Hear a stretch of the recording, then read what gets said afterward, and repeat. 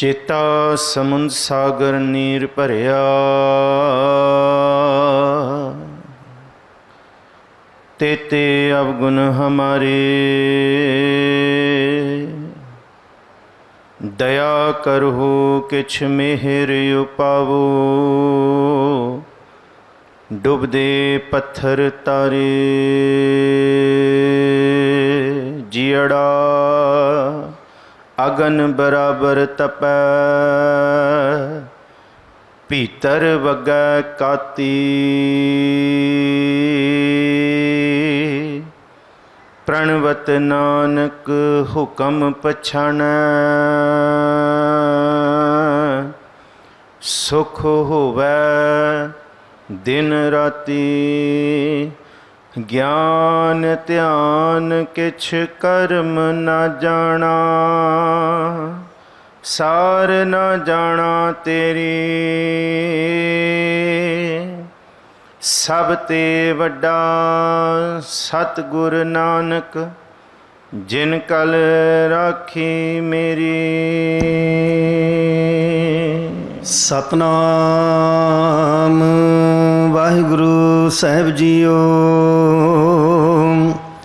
आसा महला पहला, सुन वड्डा आखै सब कोए। केवड वड्डा डीठा होए, कीमत पाए न कहया जाए। कहने वाले तेरे रहे समाए। हाजरा हुजूर ज़हरा ज़ुहूर सर्व कला भरपूर,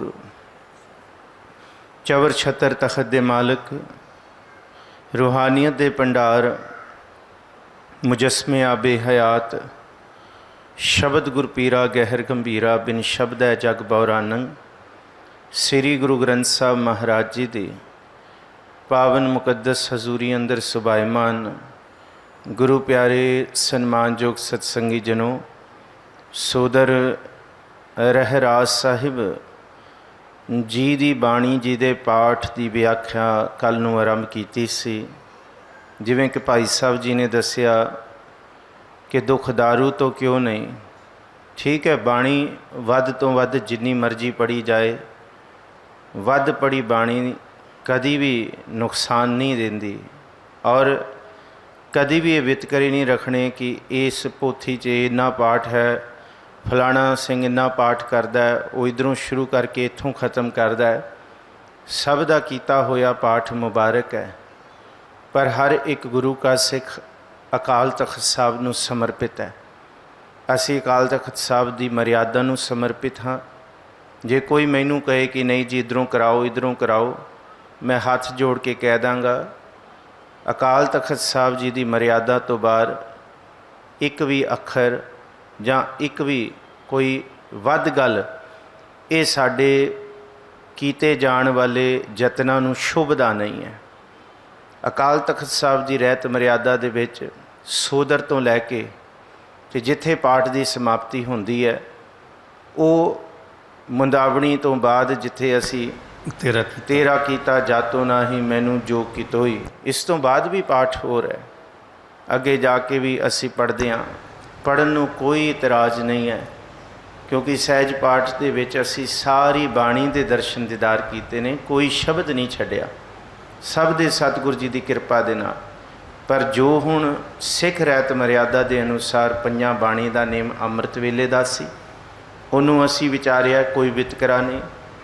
और उसी मर्यादा के अधीन जिहड़ा शाम का पाठ है सोदर का, किसी भी गुरुद्वारे का किसी भी थां का मैं जिक्र नहीं कर रहा, इत्थों तक दरबार साहब का भी नहीं। जो पाठ अकाल तख्त साहब दे विच हुंदा है, उही पाठ की असी विचार इत्थे कर रहे हैं।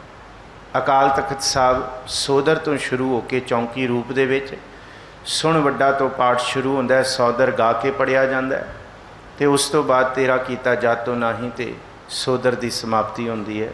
सो मन विच शंका नहीं पाई, वध तो वध बाणी जिन्नी मर्जी पढ़ो, जिथों मर्जी शुरू करो, क्योंकि अकाल तख्त साहब नूं समर्पित जे मर्यादा असी नहीं लागू करांगे, फिर तो असी अपनी अपनी टफली वजाई जावांगे।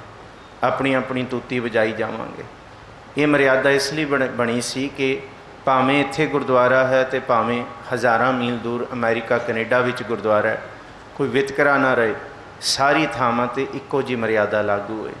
ਸਤਿਗੁਰ ਕਿਰਪਾ ਕਰਨ, ਅਕਾਲ ਤਖਤ ਸਾਹਿਬ ਦੀ ਮਰਿਆਦਾ ਨੂੰ, ਭਾਵੇਂ ਕਿ ਇਸ ਮਰਿਆਦਾ ਨੂੰ ਅਕਾਲ ਤਖਤ ਸਾਹਿਬ ਨੇ ਬਹੁਤ ਚਿਰ ਪਹਿਲਾਂ ਹੀ, ਕਿਉਂਕਿ 1920 ਦੇ ਵਿੱਚ ਇੱਕ ਖਰੜਾ ਤਿਆਰ ਹੋਇਆ ਸੀ, ਬੜੇ ਵਿਘਨ ਆਏ, ਬਹੁਤ ਜ਼ਿਆਦਾ ਵਿਤਕਰੇ ਆਏ, ਔਰ 16 ਸਾਲ ਤਕਰੀਬਨ ਇਸ ਛੋਟਾ ਜਿਹਾ ਟਰੈਕਟ ਰਹਿਤ ਮਰਿਆਦਾ, ਕੋਈ 10-12 ਪੰਨਿਆਂ ਦੀ ਕਿਤਾਬ ਹੈ, ਉਹਦੀ ਵੀ ਕਥਾ ਆਪ ਸੰਗਤਾਂ ਦੇ ਸਨਮੁਖ ਆਉਣ ਵਾਲੇ ਸਮੇਂ ਦੇ ਵਿੱਚ ਤਿਆਰੀ ਕੀਤੀ ਜਾਏਗੀ। ਅਤੇ ਸਾਰੇ ਆਪਣੇ ਫੋਨ ਦੇ ਵਿੱਚ PDF ਫਾਈਲ ਸਿੱਖ ਰਹਿਤ ਮਰਿਆਦਾ ਜਿਹੜੀ ਅਕਾਲ ਤਖਤ ਸਾਹਿਬ ਤੋਂ ਔਰ ਸ਼੍ਰੋਮਣੀ ਗੁਰਦੁਆਰਾ ਪ੍ਰਬੰਧਕ ਕਮੇਟੀ ਦੀ ਛਪੀ ਹੋਈ ਹੈ, ਦਿੱਲੀ ਕਮੇਟੀ ਦੀ ਵੀ ਛਪੀ ਹੋਈ ਹੈ, ਅਕਾਲ ਤਖਤ ਸਾਹਿਬ ਤੋਂ ਪ੍ਰਮਾਣਿਕ ਹੈ, ਆਪਣੇ ਫੋਨ ਦੇ ਵਿੱਚ ਉਹ ਡਾਊਨਲੋਡ ਕਰਕੇ ਰੱਖੋ, ਤਾਂ ਕਿ ਸਾਡੀ ਰਹੋ ਰੀਤ ਪੜ੍ਹੀ ਜਾਣ ਵਾਲੀ ਬਾਣੀ, ਭਾਵੇਂ ਜਨਮ ਸੰਸਕਾਰ ਹੈ, ਨਾਮਕਰਨ ਸੰਸਕਾਰ ਹੈ, ਆਨੰਦ ਕਾਰਜ ਹੈ ਅਤੇ ਪ੍ਰਭਪੁਰ ਪਿਆਨਾ, ਇਹ ਸਾਰੇ ਸੰਸਕਾਰ ਅਸੀਂ ਗੁਰਮਤਿ ਰਹਿਤ ਮਰਿਆਦਾ ਅਨੁਸਾਰ ਕਰੀਏ। ਆਓ ਜੀ, ਬਖਸ਼ੋ ਅਸੀਸ। ਸਿੱਖ ਰਹਿਤ ਮਰਿਆਦਾ ਦੀ ਹੀ ਅਸੀਂ ਛਤਰ ਛਾਇਆ ਹੇਠ ਵਿਚਾਰ ਰਹੇ ਹਾਂ। ਕੋਈ ਵੀ ਰਸਨਾ ਵਾਂਝੀ ਨਾ ਰਹੇ, ਕਿਉਂਕਿ ਕੱਲ੍ਹ ਨੂੰ ਮੀਰੀ ਪੀਰੀ ਦਿਵਸ ਵੀ ਬਣਾਉਣਾ ਹੈ। ਅਕਾਲ ਤਖਤ ਸਾਹਿਬ ਮਹਾਨ ਹੈ, ਸਿੱਖ ਪੰਥ ਦੀ ਸ਼ਾਨ ਹੈ। ਇਹ ਸ਼ਾਨ ਸਮੇਂ ਦੀਆਂ ਸਰਕਾਰਾਂ ਫਿੱਕੀਆਂ ਨਹੀਂ ਪਾ ਸਕਦੀਆਂ। ਇਹ ਸ਼ਾਨ ਕਾਬਜ਼ ਹੋਏ ਕੋਈ ਵੀ, ਭਾਵੇਂ ਕਿਸੇ ਵੀ ਰੂਪ ਦੇ ਵਿੱਚ ਹੋਣ, ਭਾਵੇਂ ਰਾਜਨੀਤਿਕ, ਭਾਵੇਂ ਧਾਰਮਿਕ, ਥੋੜ੍ਹੇ ਚਿਰ ਵਾਸਤੇ ਆ ਕੇ ਚਲੇ ਜਾਣਗੇ, ਪਰ ਅਕਾਲ ਤਖਤ ਸਾਹਿਬ ਦੀ ਸ਼ਾਨ ਸਦਾ ਹੀ ਬਰਕਰਾਰ ਰਹੇਗੀ। ਬਖਸ਼ੋ ਅਸੀਸ। ਆਸਾ ਮਹੱਲਾ ਪਹਿਲਾ ਸੁਣ ਵੱਡਾ, ਆਪ ਜੀ ਨੇ ਪਾਠ ਸਰਵਣ ਕੀਤਾ ਹੈ, ਇਹਦੀ ਵਿਚਾਰ ਕਰੀਏ। ਰਮ ਗੱਜ ਵੱਜ ਕੇ ਗੁਰੂ ਬਖਸ਼ੀ ਫਤਿਹ ਸਾਂਝੀ ਕਰੋ। ਆਖੋ ਜੀ, ਵਾਹਿਗੁਰੂ ਜੀ ਕਾ ਖਾਲਸਾ, ਵਾਹਿਗੁਰੂ ਜੀ ਕੀ ਫਤਿਹ। ਆਸਾ ਮਹੱਲਾ ਪਹਿਲਾ ਸੁਣ ਵਿਸ਼ਰਾਮ ਦੇ ਕੇ, ਅਰਧ ਵਿਸ਼ਰਾਮ। ਸੁਣ ਵੱਡਾ ਆਖੈ ਸਭ ਕੋਏ। ਸਾਰੇ ਸੁਣ ਕੇ ਇਹ ਆਖਦੇ ਨੇ ਕਿ ਪਾਰ ਬ੍ਰਹਮ ਪਰਮੇਸ਼ਵਰ ਵਾਹਿਗੁਰੂ ਜੀ ਦਾ ਪਸਾਰਾ, ਉਹਨਾਂ ਦੀ ਹੋਂਦ, ਉਹਨਾਂ ਦਾ ਹੋਣਾ ਇਸ ਧਰਤੀ 'ਤੇ ਸਭ ਤੋਂ ਵੱਡਾ ਹੈ। ਸੁਣਿਆ ਹੈ, ਸੁਣਦੇ ਹਾਂ, ਸਾਰੀ ਸੁਣੀ ਜਾ ਰਹੇ ਹਾਂ। ਮੈਂ ਵੀ ਸੁਣ ਕੇ ਤੁਹਾਨੂੰ ਦੱਸ ਰਿਹਾ। ਗੁਰੂ ਸਾਹਿਬ ਉਹੀ ਕਹਿੰਦੇ ਆ, ਸੁਣਦੇ ਲੋਕ ਸੁਣਿਆ, ਅਤੇ ਸੁਣ ਕੇ ਲੋਕ ਉਹਨੂੰ ਵੱਡਾ ਆਖਦੇ। ਵੱਡਾ ਆਖੈ ਸਭ ਕੋਈ, ਕੇਵਟ ਵੱਡਾ ਡੀਠਾ ਹੋਏ। ਜੇ ਦੇਖਿਆ ਜਾਏ, ਫਿਰ ਬੇਨਤੀ ਕਰਾਂ, ਕਿਉਂਕਿ ਸੋਦਰ ਉਸ ਵਾਹਿਗੁਰੂ ਜੀ ਦੀ ਹਸਤੀ, ਹੋਂਦ, ਉਹਦੇ ਦਰਬਾਰ ਦੀ ਵਿਆਖਿਆ, ਉਹਦੇ ਹੋਣ ਦੀ ਵਿਆਖਿਆ, ਔਰ ਉਹੀ ਸ਼ਬਦ ਗੁਰੂ ਪਾਤਸ਼ਾਹ ਜੀ ਨੇ ਇੱਥੇ ਉਹ ਸਾਰੇ ਲਏ ਨੇ, ਜਿਹੜੇ ਸ਼ਬਦਾਂ ਵਿੱਚ ਵਾਹਿਗੁਰੂ ਜੀ ਦੀ ਪਰਿਭਾਸ਼ਾ ਹੈ, ਵਾਹਿਗੁਰੂ ਜੀ ਦੀ ਹੋਂਦ ਦਾ ਜ਼ਿਕਰ ਹੈ। ਕੇਵਟ ਵੱਡਾ ਡੀਠਾ ਹੋਏ। ਜੇ ਉਹਨੂੰ ਵੇਖਿਆ ਜਾਏ, ਜੇ ਵੇਖਿਆ ਹੋਏ ਤਾਂ ਦੱਸਿਆ ਜਾ ਸਕਦਾ ਉਹ ਕਿੰਨਾ ਵੱਡਾ ਹੈ। ਬਿਨਾਂ ਵੇਖੇ ਅਸੀਂ ਸਾਰੀ ਕਿਆਸ ਲਾਈ ਜਾਂਦੇ ਹਾਂ ਕਿ ਵੱਡਾ ਹੈ, ਕਿੰਨਾ ਵੱਡਾ ਹੈ, ਕੇਵਟ ਵੱਡਾ। ਪਰ ਇਹਦਾ ਕੋਈ ਅੰਦਾਜ਼ਾ ਤਾਂ ਲਾ ਸਕਦਾ ਹੈ ਜੇ ਕਿਸੇ ਨੇ ਵੇਖਿਆ ਹੋਏ। ਜੇ ਕੋਈ ਵੇਖੇ, ਕੀਮਤ ਪਾਏ, ਨਾ ਕਿਹਾ ਜਾਏ। ਅਤੇ ਜਿਨ੍ਹਾਂ ਨੇ ਉਹਨੂੰ ਵੇਖ ਕੇ ਕੀਮਤ ਵੀ ਪਾ ਲਈ ਹੈ, ਅਤੇ ਉਹਨਾਂ ਨੂੰ ਪੁੱਛੀਏ, ਬਈ ਤੁਸੀਂ ਤਾਂ ਦੀਦਾਰ ਕੀਤੇ ਨੇ ਜਿਸ ਤਰ੍ਹਾਂ ਗੁਰੂ ਨਾਨਕ ਸਾਹਿਬ ਨੇ ਕੀਤੇ। ਤਤ ਨਿਰੰਜਨ ਜੋਤ ਸਭਾਈ ਸੋਹੰਗ, ਭੇਦ ਨਾ ਕੋਈ ਜੀਓ, ਅਪਰੰਪਰ ਪਾਰ ਬ੍ਰਹਮ ਪਰਮੇਸ਼ਵਰ, ਨਾਨਕ ਗੁਰ ਮਿਲਿਆ ਸੋਈ ਜੀਓ। ਤੁਸੀਂ ਦੱਸੋ। ਮਹਾਰਾਜ ਕਹਿੰਦੇ ਆ, ਜਿਹਨੇ ਉਹਦੀ ਕੀਮਤ ਪਾ ਲਈ ਹੈ, ਫਿਰ ਉਹ ਕਹਿ ਹੀ ਨਹੀਂ ਸਕਦਾ, ਉਹ ਬਿਆਨ ਹੀ ਨਹੀਂ ਕਰ ਸਕਦਾ, ਉਹਨੂੰ ਬਿਆਨ ਨਹੀਂ ਕੀਤਾ ਜਾ ਸਕਦਾ। ਉਹ ਬਿਲਕੁਲ ਉਹਦੇ ਲਫ਼ਜ਼ ਖਤਮ ਹੋ ਜਾਂਦੇ ਆ, ਅਕਥ ਹੋ ਜਾਂਦੇ ਆ। ਉਹਦੀ ਕਲਮ ਉਹਨੂੰ ਬਿਆਨ ਹੀ ਨਹੀਂ ਕਰ ਸਕਦੀ। ਨਾਨਕ ਕਾਗਦ ਲਖਮਣਾ ਪੜ੍ਹ ਕੀਚੈ ਭਾਓ, ਮਸੂ ਟੋਟ ਨਾ ਆਵੀ ਲੇਖਣ ਪੌਣ ਚਲਾਓ। ਭੀ ਤੇਰੀ ਕੀਮਤ ਨਾ ਪਵੈ, ਹਉ ਕੇਵੜ ਆਖਾ ਨਾਉ। ਕੀਮਤ ਪਾਏ ਨ ਕਿਹਾ ਜਾਏ, ਕਹਿਣਾ ਵਾਲੇ ਤੇਰੇ ਰਹੇ ਸਮਾਏ। ਕਹਿਣਾ ਪੜ੍ਹਨਾ, ਇਹਨੂੰ ਕਹਿਣੇ ਨਹੀਂ ਪੜ੍ਹਨਾ, ਕਹਿਣਾ। ਕਹਿਣ ਵਾਲੇ ਜਿੰਨੇ ਵੀ ਨੇ ਉਹ ਤੁਹਾਨੂੰ ਬਿਆਨ ਕਰਕੇ ਤੁਹਾਨੂੰ ਤੇ ਬਿਆਨ ਨਹੀਂ ਕਰ ਸਕੇ, ਪਰ ਵਾਹਿਗੁਰੂ ਜੀ ਤੁਹਾਡੇ ਵਿੱਚ ਹੀ ਸਮਾ ਗਏ ਨੇ ਜੀ। ਵੱਡੇ ਮੇਰੇ ਸਾਹਿਬਾ, ਗਹਿਰ ਗੰਭੀਰਾ ਗੁਣੀ ਗਹੀਰਾ, ਕੋਏ ਨਾ ਜਾਣੇ ਤੇਰਾ ਕੀਤਾ ਕੇਵਡ ਚੀਰਾ ਰਹਾਉ। ਹੁਣ ਇੱਥੇ ਥੋੜਾ ਜਿਹਾ ਵਿਸ਼ਰਾਮ ਦਈਏ, ਕਿਉਂਕਿ ਇਹ ਰਹਾਉ ਦੀ ਤੁਕ, ਇਸ ਪਦੇ ਦੀ, ਇਸ ਸ਼ਬਦ ਦੀ, ਇਸ ਸ਼ਬਦ ਦਾ ਅੰਤਰੀ ਭਾਵ, ਇਸ ਪਦੇ ਦਾ ਅੰਤਰੀ ਭਾਵ ਇਹਨਾਂ ਤੁਕਾਂ ਵਿੱਚ ਲੁਕਿਆ ਹੋਇਆ।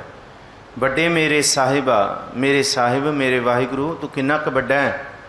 ਗਹਿਰ ਗੰਭੀਰਾ, ਕਿੰਨਾ ਗਹਿਰ ਹੈ, ਕਿੰਨਾ ਗੰਭੀਰ ਹੈ, ਕਿੰਨਾ ਕੁ ਡੂੰਘਾ ਹੈ, ਕਿੰਨਾ ਕੁ ਵਿਸ਼ਾਲ ਹੈ। ਗੁਣੀ ਗਹੀਰਾ, ਕਿੰਨੇ ਕੁ ਗੁਣਾਂ ਦਾ ਤੂੰ ਖਜ਼ਾਨਾ ਹੈ। ਗੁਣਾਂ ਦੀਆਂ ਗੁਫਾਵਾਂ ਤੂੰ ਲਈ ਫਿਰਦਾ ਆਪਣੇ ਅੰਦਰ, ਤੂੰ ਗੁਣਾਂ ਦੀ ਗੁਫਾ ਹੈ। ਕਿੰਨਾ ਕੁ ਹੈ ਕੋਈ ਨਾ ਜਾਣੈ, ਤੇਰਾ ਕੀਤਾ ਕੇਵਡ ਚੀਰਾ। ਚੀਰਾ ਲਫ਼ਜ਼ ਪੰਜਾਬੀ ਦਾ ਹੈ। ਜਿਸ ਵੇਲੇ ਅੱਜ ਵੀ ਮਲਵਈ ਜਾਂ ਮਾਝੇ ਦੇ ਵਿੱਚ ਪਰਨਾ ਬੰਨ੍ਹ ਕੇ ਤੇ ਕੱਪੜਾ ਛੱਡ ਦਿੱਤਾ ਜਾਂਦਾ ਹੈ ਉਹਨੂੰ, ਜਾਂ ਦਸਤਾਰ ਬੰਨ੍ਹ ਕੇ ਜਿਹੜਾ ਕੱਪੜਾ ਪੱਲਾ ਛੱਡ ਦਿੱਤਾ ਜਾਂਦਾ ਹੈ ਉਹਨੂੰ ਚੀਰਾ ਆਖਿਆ ਜਾਂਦਾ ਹੈ। ਚੀਰੇ ਦੇ ਅਰਥ ਪੱਲਾ ਵੀ ਹੈ, ਚੀਰੇ ਦੇ ਅਰਥ ਕੱਪੜਾ ਵੀ ਹੈ, ਪਰ ਇੱਥੇ ਪੱਲਾ ਨਹੀਂ, ਇੱਥੇ ਚੀਰਾ ਦਾ ਮਤਲਬ ਉਹ ਥੋੜ੍ਹਾ ਜਿਹਾ ਛੱਡਿਆ ਹੋਇਆ, ਬਾਕੀ ਤੇ ਨਹੀਂ ਕਿਹਾ ਜਾ ਸਕਦਾ। ਜੇ ਚੀਰੇ ਦੀ ਗੱਲ ਕਰੀਏ, ਭਾਵ ਤੇਰਾ ਪੱਲਾ, ਤੇਰਾ ਵਿਸਥਾਰ, ਤੇਰਾ ਕਿੰਨਾ ਕੁ ਫੈਲਾਵ ਹੈ, ਇਹ ਕੋਈ ਵੀ ਨਹੀਂ ਦੱਸ ਸਕਦਾ। ਤੇਰਾ ਪੱਲਾ ਕਿੰਨਾ ਵਿਸ਼ਾਲ ਹੈ, ਤੇਰਾ ਅਸੀਮਤਾ ਦੇ ਵਿੱਚ ਫੈਲਾਵ ਕਿੰਨਾ ਹੈ, ਕੋਈ ਨਾ ਜਾਣੈ। ਤੇਰਾ ਕੀਤਾ ਕੇਵਡ ਚੀਰਾ। ਚੀਰਾ ਦਾ ਮਤਲਬ ਤੇਰਾ ਵਿਸਥਾਰ, ਤੂੰ ਕਿੰਨਾ ਕਿੱਥੇ ਤੱਕ ਹੈ, ਇਹਦਾ ਕੋਈ ਅੰਤ ਨਹੀਂ ਪਾਇਆ ਜਾ ਸਕਦਾ। ਰਹਾਉ ਸਭ ਸੁਰਤੀ ਮਿਲ ਸੁਰਤ ਕਮਾਈ, ਸਭ ਕੀਮਤ ਮਿਲ ਕੀਮਤ ਪਾਈ। ਗਿਆਨੀ ਧਿਆਨੀ ਗੁਰ ਗੁਰ ਹਾਈ, ਕਹਿਣ ਨਾ ਜਾਈ ਤੇਰੀ ਤਿਲ ਵਡਿਆਈ। ਤਿਲ ਵਡਿਆਈ ਦਾ ਜ਼ਿਕਰ ਜਪ ਬਾਣੀ ਦੇ ਵਿੱਚ ਵੀ ਤੁਸੀਂ ਪੜ੍ਹਦੇ ਹੋ। ਤੀਰਥ ਤਪ ਦਇਆ ਦਤ ਦਾਨ, ਜੇ ਕੋ ਪਾਵੈ ਤਿਲ ਕਾ ਮਾਨ। ਜੇ ਅਸੀਂ ਇਹ ਯਤਨ ਕਰਕੇ ਵੀ ਕਹੀਏ ਕਿ ਅਸੀਂ ਰੱਬ ਨੂੰ ਪ੍ਰਾਪਤ ਕਰ ਲਿਆ, ਤੇ ਤਿਲ ਜਿੱਡਾ ਵੀ ਨਹੀਂ ਅਸੀਂ ਮਾਣ ਪ੍ਰਾਪਤ ਕਰਾਂਗੇ। ਰੱਬ ਨੂੰ ਪ੍ਰਾਪਤ ਕਰਨਾ ਤੇ ਵੱਖ ਗੱਲ ਹੈ।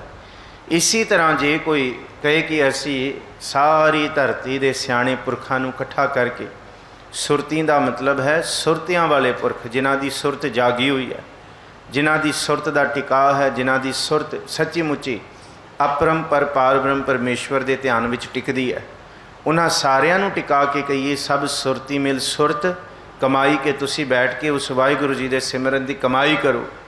ਸਭ ਕੀਮਤ ਮਿਲ ਕੀਮਤ ਪਾਈ, ਤੇ ਜਿਹਦੇ ਵਿੱਚ ਜਿੰਨੀ ਕੁ ਗਿਆਨ ਦੀ ਅਸੀਮਤਾ ਪਈ ਹੈ, ਕਿ ਕਿੰਨੀ ਕੁ ਕੀਮਤ ਹੈ ਗਿਆਨ ਦੀ, ਕਿੰਨਾ ਕੁ ਗਿਆਨ ਹਾਸਲ ਕੀਤਾ ਉਸ ਵਾਹਿਗੁਰੂ ਜੀ ਦੀ ਅਸੀਮਤਾ ਦੀ, ਕਿ ਕੀ ਮਤ ਦਾ ਵੀ ਮਤਲਬ ਦੂਸਰਾ ਕੀਤਾ ਹੈ ਕਿ ਸਾਰਿਆਂ ਦੀ ਮਤ ਦੇ ਵਿੱਚੋਂ ਮਿਲ ਕੇ ਸਿਆਣਪ ਇਕੱਠੀ ਕਰਕੇ, ਕਿ ਜਿੰਨੀ ਕੁ ਸਿਆਣਪ ਮੇਰੀ ਰੱਬ ਬਾਰੇ ਹੈ, ਜਿੰਨੀ ਸਿਆਣਪ ਭਾਈ ਸਾਹਿਬ ਜੀ ਦੀ ਹੈ, ਜਿੰਨੀ ਸਿਆਣਪ ਇਹਨਾਂ ਪੁਰਖਾਂ ਦੀ ਹੈ, ਇਹਨਾਂ ਸਾਰਿਆਂ ਨੂੰ ਸਭ ਕੀ ਮਤ ਮਿਲ ਕੀਮਤ ਪਾਈ। ਸਾਰਿਆਂ ਦੀ ਮਤ ਮਿਲ ਕੇ ਉਸ ਵਾਹਿਗੁਰੂ ਦੀ ਕੀਮਤ ਪਾਉਣ ਵਾਸਤੇ ਤੁਰੇ ਨੇ। ਤੇ ਇੱਥੋਂ ਤੱਕ ਗਿਆਨੀ ਧਿਆਨੀ ਗੁਰ ਗੁਰ ਹਾਈ। ਹਾਈ ਲਫ਼ਜ਼ ਮੁਲਤਾਨੀ ਹੈ। ਹਾਈ ਦਾ ਮਤਲਬ ਹੈ। ਇਹਦਾ ਪਹਿਲਾ ਅਰਥ ਇਹ ਹੋਏਗਾ ਕਿ ਜਿਹਨੂੰ ਅਸੀਂ ਪੜ੍ਹਦੇ ਹਾਂ ਏਕ ਪਿਤਾ ਏਕਸ ਕੇ ਹਮ ਬਾਰਿਕ, ਤੂੰ ਮੇਰਾ ਗੁਰ ਹਾਈ। ਉੱਥੇ ਹਾਈ ਲਫ਼ਜ਼ ਹਾਈ ਇੰਗਲਿਸ਼ ਦਾ ਨਹੀਂ ਹੈ, ਹਾਈ ਹੈ ਮੁਲਤਾਨੀ ਦਾ, ਜਿਹਦਾ ਮਤਲਬ ਹੈ ਗਿਆਨੀ ਧਿਆਨੀ ਗੁਰ ਗੁਰ ਰਹਾਈ, ਭਾਵ ਗਿਆਨ ਧਿਆਨ ਦੇ ਗੁਰੂ ਵੀ ਜੋ ਹੈਗੇ ਨੇ, ਕਿ ਕਿਸੇ ਦੇ ਗੁਰੂਆਂ ਦੇ ਵੀ ਗੁਰੂਆਂ ਨੂੰ ਇਕੱਠੇ ਕਰਕੇ ਲਿਆਓ। ਬਈ ਹੁਣ ਮੇਰਾ ਕੋਈ ਵਿਦਿਆ ਦਾਤਾ ਹੋਏਗਾ, ਜਾਂ ਤੁਹਾਡਾ ਕੋਈ ਕਿਸੇ ਦਾ ਕੋਈ ਹੋਏਗਾ, ਅਸੀਂ ਕਹੀਏ ਤੂੰ ਛੱਡ, ਤੂੰ ਜਿਸ ਤੋਂ ਵਿਦਿਆ ਹਾਸਲ ਕੀਤੀ ਹੈ ਉਹਨੂੰ ਬੁਲਾ। ਗੁਰੂ ਨਾਨਕ ਸਾਹਿਬ ਨੂੰ ਵੀ ਪੁੱਛਿਆ ਸੀ ਜੋਗੀਆਂ ਨੇ, ਸਿੱਧਾਂ ਨੇ, 84 ਸਿੱਧ ਗੋਰਖਾਦ ਮਨ ਅੰਤਰ ਗਣਤੀ ਵਰਤਾਈ। ਇਹ ਪੁੱਛਿਆ ਕਿ ਪੁੱਛਣ ਸਿੱਧ ਸੁਣ ਬਾਲਿਆ, ਕੌਣ ਵਸਤੋ ਇੱਥੇ ਲਿਆਈ, ਕੀ ਹੈ, ਕਿਹੜੀ ਕਰਾਮਾਤ ਹੈ, ਗੁਰੂ ਕੌਣ ਹੈ, ਆਪਣਾ ਨਾਮ ਵੀ ਦੱਸੋ। ਤੇ ਗੁਰੂ ਕੌਣ ਹੈ? ਤੇ ਮਹਾਰਾਜ ਜੀ ਨੇ ਕਿਹਾ ਮੇਰਾ ਗੁਰੂ ਪਤਾ ਕੌਣ ਹੈ? ਹਉ ਜਪਿਆ ਪਰਮੇਸ਼ਰਿਓ ਭਉ ਭਗਤ ਸੰਗ ਤਾੜੀ ਲਾਈ। ਮੇਰਾ ਗੁਰੂ ਪਾਰਬ੍ਰਹਮ ਪਰਮੇਸ਼ਵਰ ਹੈ। ਇਸੇ ਤਰ੍ਹਾਂ ਗੁਰੂ ਨਾਨਕ ਸਾਹਿਬ ਦਾ ਗੁਰੂ ਪਾਰਬ੍ਰਹਮ ਪਰਮੇਸ਼ਵਰ ਹੋਇਆ। ਭਗਤ ਰਵਿਦਾਸ ਦਾ ਗੁਰੂ ਦੇਖੀਏ ਕੌਣ ਹੈ, ਕਬੀਰ ਸਾਹਿਬ ਦਾ ਗੁਰੂ ਕੌਣ ਹੈ, ਨਾਮਦੇਵ ਦਾ ਕੌਣ ਹੈ, ਉਹਦਾ ਜ਼ਿਕਰ ਵੀ ਆਉਂਦਾ ਬਾਣੀ ਦੇ ਵਿੱਚ। ਉਹਨਾਂ ਦੀ ਬਾਣੀ ਵੀ ਗੁਰੂ ਗ੍ਰੰਥ ਸਾਹਿਬ ਜੀ। ਚਲੋ ਉਸ ਪਾਸੇ ਨਹੀਂ ਜਾਂਦੇ ਕਿ ਜਿਨ੍ਹਾਂ ਨੇ ਜਿਸ ਤੋਂ ਵੀ ਵਿਦਿਆ ਹਾਸਲ ਕੀਤੀ ਹੈ, ਤੁਸੀਂ ਆਪਣੇ ਆਪਣੇ ਵਿਦਿਆ ਦਾਤਾ ਗੁਰੂਆਂ ਨੂੰ ਵੀ ਬੁਲਾ ਲਿਆਓ। ਉਹਨਾਂ ਗਿਆਨੀਆਂ ਧਿਆਨੀਆਂ ਨੂੰ ਵੀ ਇਕੱਠਾ ਕਰ ਲਓ। ਗਿਆਨੀ ਧਿਆਨੀ ਗੁਰ ਹਾਈ, ਗੁਰਾਂ ਦੇ ਗੁਰੂ ਵੀ ਹੈਗੇ ਜਿਹੜੇ, ਹਾਈ ਦਾ ਮਤਲਬ ਹੈਨ, ਉਹਨਾਂ ਨੂੰ ਵੀ ਇਕੱਠਾ ਕੀਤਾ ਜਾਏ। ਸਾਰੇ ਇਕੱਠੇ ਹੋ ਕੇ ਰੱਬ ਨੂੰ ਬਿਆਨ ਕਰਨ ਲੱਗ ਜਾਣ, ਸਾਰੇ ਰੱਬ ਦੀ ਕਥਾ ਵਾਰਤਾ ਤੇ ਲਿਖਣ ਲੱਗ ਜਾਣ। ਸੱਚ ਤੇ ਇਹ ਹੈ, ਜੇ ਲਿਖ ਵੀ ਲੈਣ, ਕਹਿਣ ਨਾ ਜਾਈ ਤੇਰੀ ਤਿਲ ਵਡਿਆਈ। ਵਾਹਿਗੁਰੂ ਜੀ ਦੀ ਕਿੰਨੀ ਕੁ ਵਡਿਆਈ ਹੈ। ਉਹ ਇਹ ਸਾਰਾ ਕੁਝ ਸਭ ਸੁਰਤੀ ਮਿਲ ਸੁਰਤ ਕਮਾਈ, ਸੁਰਤੀਆਂ ਵਾਲੇ ਲੋਕ ਵੀ ਇਕੱਠੇ ਹੋ ਜਾਣ, ਸਭ ਕੀ ਮਤ, ਸਾਰਿਆਂ ਦੀ ਮਤ, ਸੁਚੱਜੀ ਮਤ, ਸੁਹਿਰਦ ਮਤ, ਉਹਦੀ ਕੀਮਤ ਲਿਖਣ ਲੱਗ ਜੇ, ਬਿਆਨ ਕਰਨ ਲੱਗ ਜਾਣ। ਗਿਆਨੀਆਂ ਧਿਆਨੀਆਂ ਦੇ ਗੁਰੂਆਂ ਨੂੰ ਵੀ ਇਕੱਠਾ ਕਰਕੇ ਲਿਆਈਏ, ਤਾਂ ਵੀ ਵਾਹਿਗੁਰੂ ਜੀ ਤੁਹਾਡੀ ਤਿਲ ਜਿੰਨੀ ਵਡਿਆਈ ਨਹੀਂ ਹੋਏਗੀ। ਇਹ ਗੁਰੂ ਨਾਨਕ ਸਾਹਿਬ ਵੀ ਇਸ ਦਾਅਵੇ ਨਾਲ ਤਾਂ ਕਹਿ ਰਹੇ ਨੇ ਕਿਉਂਕਿ ਗੁਰੂ ਨਾਨਕ ਸਾਹਿਬ ਨੇ ਉਸ ਵਾਹਿਗੁਰੂ ਦੇ ਦਰ ਦੇ ਦੀਦਾਰ ਕੀਤੇ ਨੇ, ਉਸ ਦਰ ਨੂੰ ਵੇਖਿਆ, ਉਸ ਵਾਹਿਗੁਰੂ ਨੂੰ ਜਾਣਿਆ। ਤਾਂ ਇਸ ਕਰਕੇ ਗੁਰੂ ਸਾਹਿਬ ਕਹਿ ਰਿਹਾ ਕਿ ਪਾਰ ਬ੍ਰਹਮ ਪਰਮੇਸ਼ਵਰ ਅਗਮੀ ਪਿਤਾ ਵਾਹਿਗੁਰੂ ਜੀ, ਤੁਹਾਡੀ ਤਿਲ ਜਿੰਨੀ ਵਡਿਆਈ ਵੀ ਨਹੀਂ ਆਖੀ ਜਾ ਸਕਦੀ ਜੀ। ਸਭ ਸਤ ਸਭ ਤਪ ਸਭ ਚੰਗਿਆਈਆਂ, ਸਿੱਧਾਂ ਪੁਰਖਾਂ ਕੀਆਂ ਵਡਿਆਈਆਂ। ਤੁਧ ਬਿਨ ਸਿੱਧੀ ਕਿਨੈ ਨਾ ਪਾਈਆ, ਕਰਮ ਮਿਲੇ ਨਾਹੀ ਠਾਕ ਰਹਾਈਆ। ਫਿਰ ਜਦ ਸੁਰਤੀਆਂ ਨੂੰ ਇਕੱਠਾ ਕੀਤਾ, ਸੁਰਤੇ ਲੋਕਾਂ ਨੂੰ ਇਕੱਠਾ ਕੀਤਾ, ਗਿਆਨੀਆਂ ਧਿਆਨੀਆਂ ਨੂੰ ਇਕੱਠਾ ਕੀਤਾ, ਮਤ ਵਾਲੇ ਲੋਕਾਂ ਨੂੰ, ਸਿਆਣਿਆਂ ਨੂੰ ਇਕੱਠਾ ਕੀਤਾ, ਉਸ ਰੱਬ ਬਾਰੇ ਬਿਆਨ ਕਰੋ। ਪਰ ਗੁਰੂ ਨਾਨਕ ਸਾਹਿਬ ਕਹਿੰਦੇ ਹੈ ਉਹ ਲੋਕ ਸੁਰਤੇ ਬਣੇ ਕਿੱਥੋਂ, ਉਹਨਾਂ ਕੋਲ ਗਿਆਨ ਧਿਆਨ ਆਇਆ ਕਿੱਥੋਂ, ਉਹਨਾਂ ਲੋਕਾਂ ਦੀ ਮਤ ਸੁਹਿਰਦ ਹੋਈ ਕਿੱਥੋਂ। ਕਰਨ ਵਾਲਾ ਵੀ ਤੇ ਉਹੀ ਹੈ। ਸਭ ਸਤ ਸਭ ਤਪ ਸਭ ਚੰਗਿਆਈਆਂ, ਸਾਰੇ ਸਤ ਸਾਰੇ ਤਪ ਤੇ ਸਾਰੀਆਂ ਚੰਗਿਆਈਆਂ, ਸਿੱਧਾਂ ਪੁਰਖਾਂ ਕੀਆਂ ਵਡਿਆਈਆਂ। ਸਿੱਧ ਪੁਰਖ ਜਿਨੇ ਇਸ ਧਰਤੀ ਤੇ ਯੋਗ ਸਾਧਨਾ ਕਰਨ ਵਾਲੇ, ਤੈਨੂੰ ਧਿਆਨ ਲਾਉਣ ਵਾਲੇ, ਤੇ ਤੁਹਾਡੇ ਦਰ ਦੀਆਂ ਜਿਨ੍ਹਾਂ ਦੇ ਕੋਲ, ਜਿਨ੍ਹਾਂ ਦੇ ਹਿਰਦੇ ਵਿੱਚ ਤੁਹਾਡੀਆਂ ਵਡਿਆਈਆਂ ਨੇ, ਤੇ ਉਹ ਵਡਿਆਈਆਂ ਆਈਆਂ ਕਿੱਥੋਂ।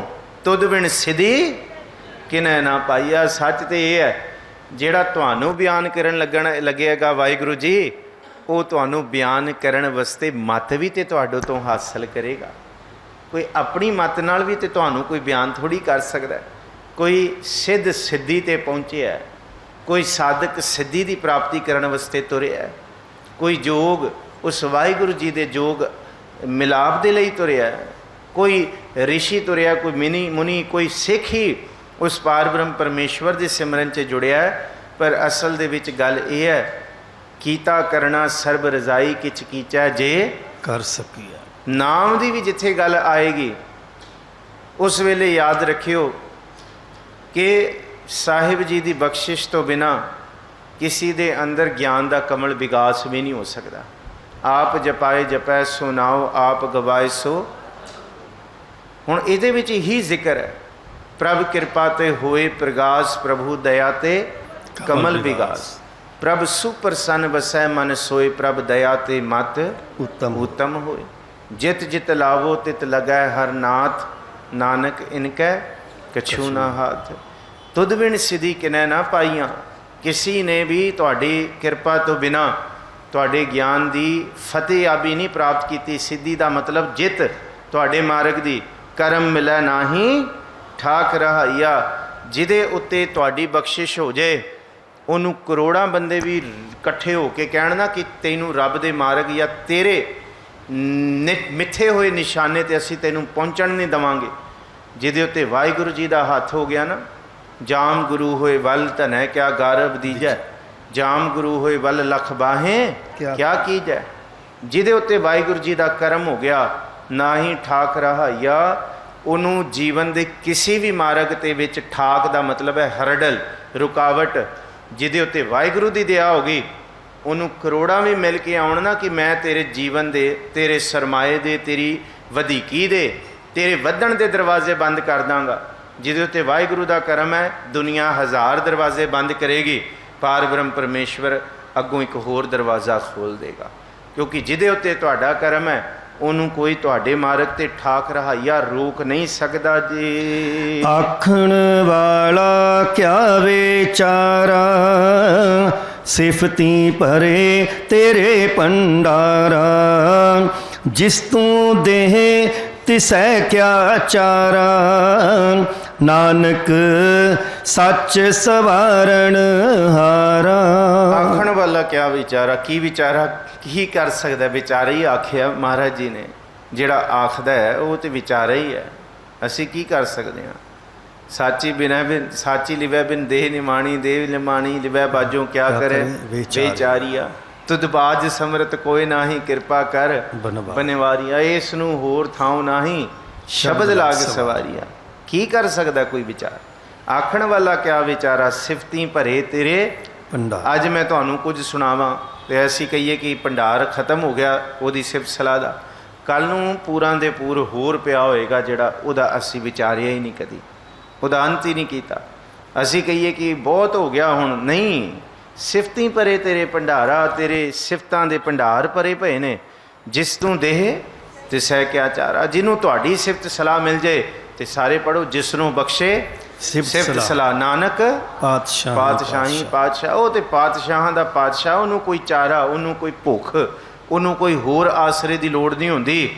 ਜਿਹਨੂੰ ਤੁਸੀਂ ਦੇਤਾ ਆਪਣਾ ਆਸਰਾ, ਆਪਣੀ ਦਾਤ, ਆਪਣੇ ਨਾਮ ਦੀ ਸਿਫਤ ਸਲਾਹ, ਨਾਨਕ ਸੱਚ ਸਵਾਰਨ ਹਾਰਾ। ਧੰਨ ਗੁਰੂ ਨਾਨਕ ਦੇਵ ਜੀ ਮਹਾਰਾਜ ਉਚਾਰਦੇ ਨੇ, ਬਖਸ਼ਿਸ਼ ਕਰਦੇ ਨੇ। ਉਹ ਵਾਹਿਗੁਰੂ ਆਪ ਸੱਚਾ ਹੈ ਤੇ ਆਪ ਹੀ ਸਾਡੇ ਵਿੱਚ ਸੱਚ ਟਿਕਾ ਕੇ ਸਾਨੂੰ ਸਵਾਰਨ ਵਾਲੇ ਨੇ ਜੀ। ਆਸਾ ਮਹਿਲਾ ਪਹਿਲਾ, ਆਖਾਂ ਜੀਵਾਂ ਵਿਸਰੈ ਮਰ ਜਾਊਂ। ਆਖਣ ਔਖਾ ਸਾਚਾ ਨਾਉ, ਸਾਚੇ ਨਾਮ ਕੀ ਲਾਗੈ ਭੂਖ। ਉਤ ਭੂਖੈ ਖਾਏ ਚਲੀਐ ਦੁਖ। ਆਸਾ ਮਹੱਲਾ ਪਹਿਲਾ, ਆਖਾਂ ਜੀਵਾਂ ਵਿਸਰੈ ਮਰ ਜਾਉਂ। ਇਹ ਅਵਸਥਾ ਸਤਿਗੁਰ ਜੀ ਸਾਨੂੰ ਵੀ ਬਖਸ਼ੋ ਕਿ ਅਸੀਂ ਤੁਹਾਡਾ ਨਾਮ ਲਈਏ ਤੇ ਤੁਹਾਡੇ ਜੀਵਨ ਦੇ ਵਿੱਚ ਆਤਮਿਕ ਜੀਵਨ ਦਾ ਸਰਮਾਇਆ ਮਾਣੀਏ, ਤੁਹਾਡੀ ਦਿੱਤੀ ਹੋਈ ਜੀਵਨ ਦੀ ਦਾਤ ਦੇ ਵਿੱਚ। ਤੇ ਜਿਸ ਦਿਨ ਇਹ ਜੀਵਨ ਤੁਹਾਨੂੰ ਵਿਸਰ ਜਾਏ, ਉਸ ਦਿਨ ਮੌਤ ਹੋ ਜਾਏ। ਨਾ ਸਿਰਫ ਆਤਮਿਕ ਮੌਤ, ਜੀਵਨ ਦੇ ਸਾਰੇ ਗੁਣਾਂ ਦੀ ਵੀ ਖਾਤਮੇ ਵਾਲੀ ਬਿਰਤੀ।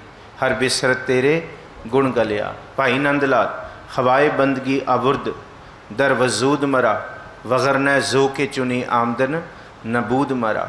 ਗੁਰੂ ਨਾਨਕ ਸਾਹਿਬ ਜੀ ਦੇ ਬਚਨਾਂ ਨੂੰ ਚੇਤੇ ਕਰ ਰਹੇ ਹੋ।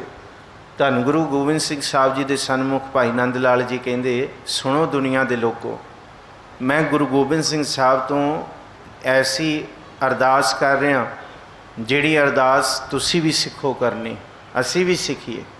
ਅਸੀਂ ਤੇ ਕੁਝ ਨਾ ਕੁਝ ਮੰਗੀ ਜਾ ਰਹੇ ਹਾਂ, ਪਰ ਭਾਈ ਨੰਦ ਲਾਲ ਨੇ ਪਤਾ ਕੀ ਮੰਗਿਆ?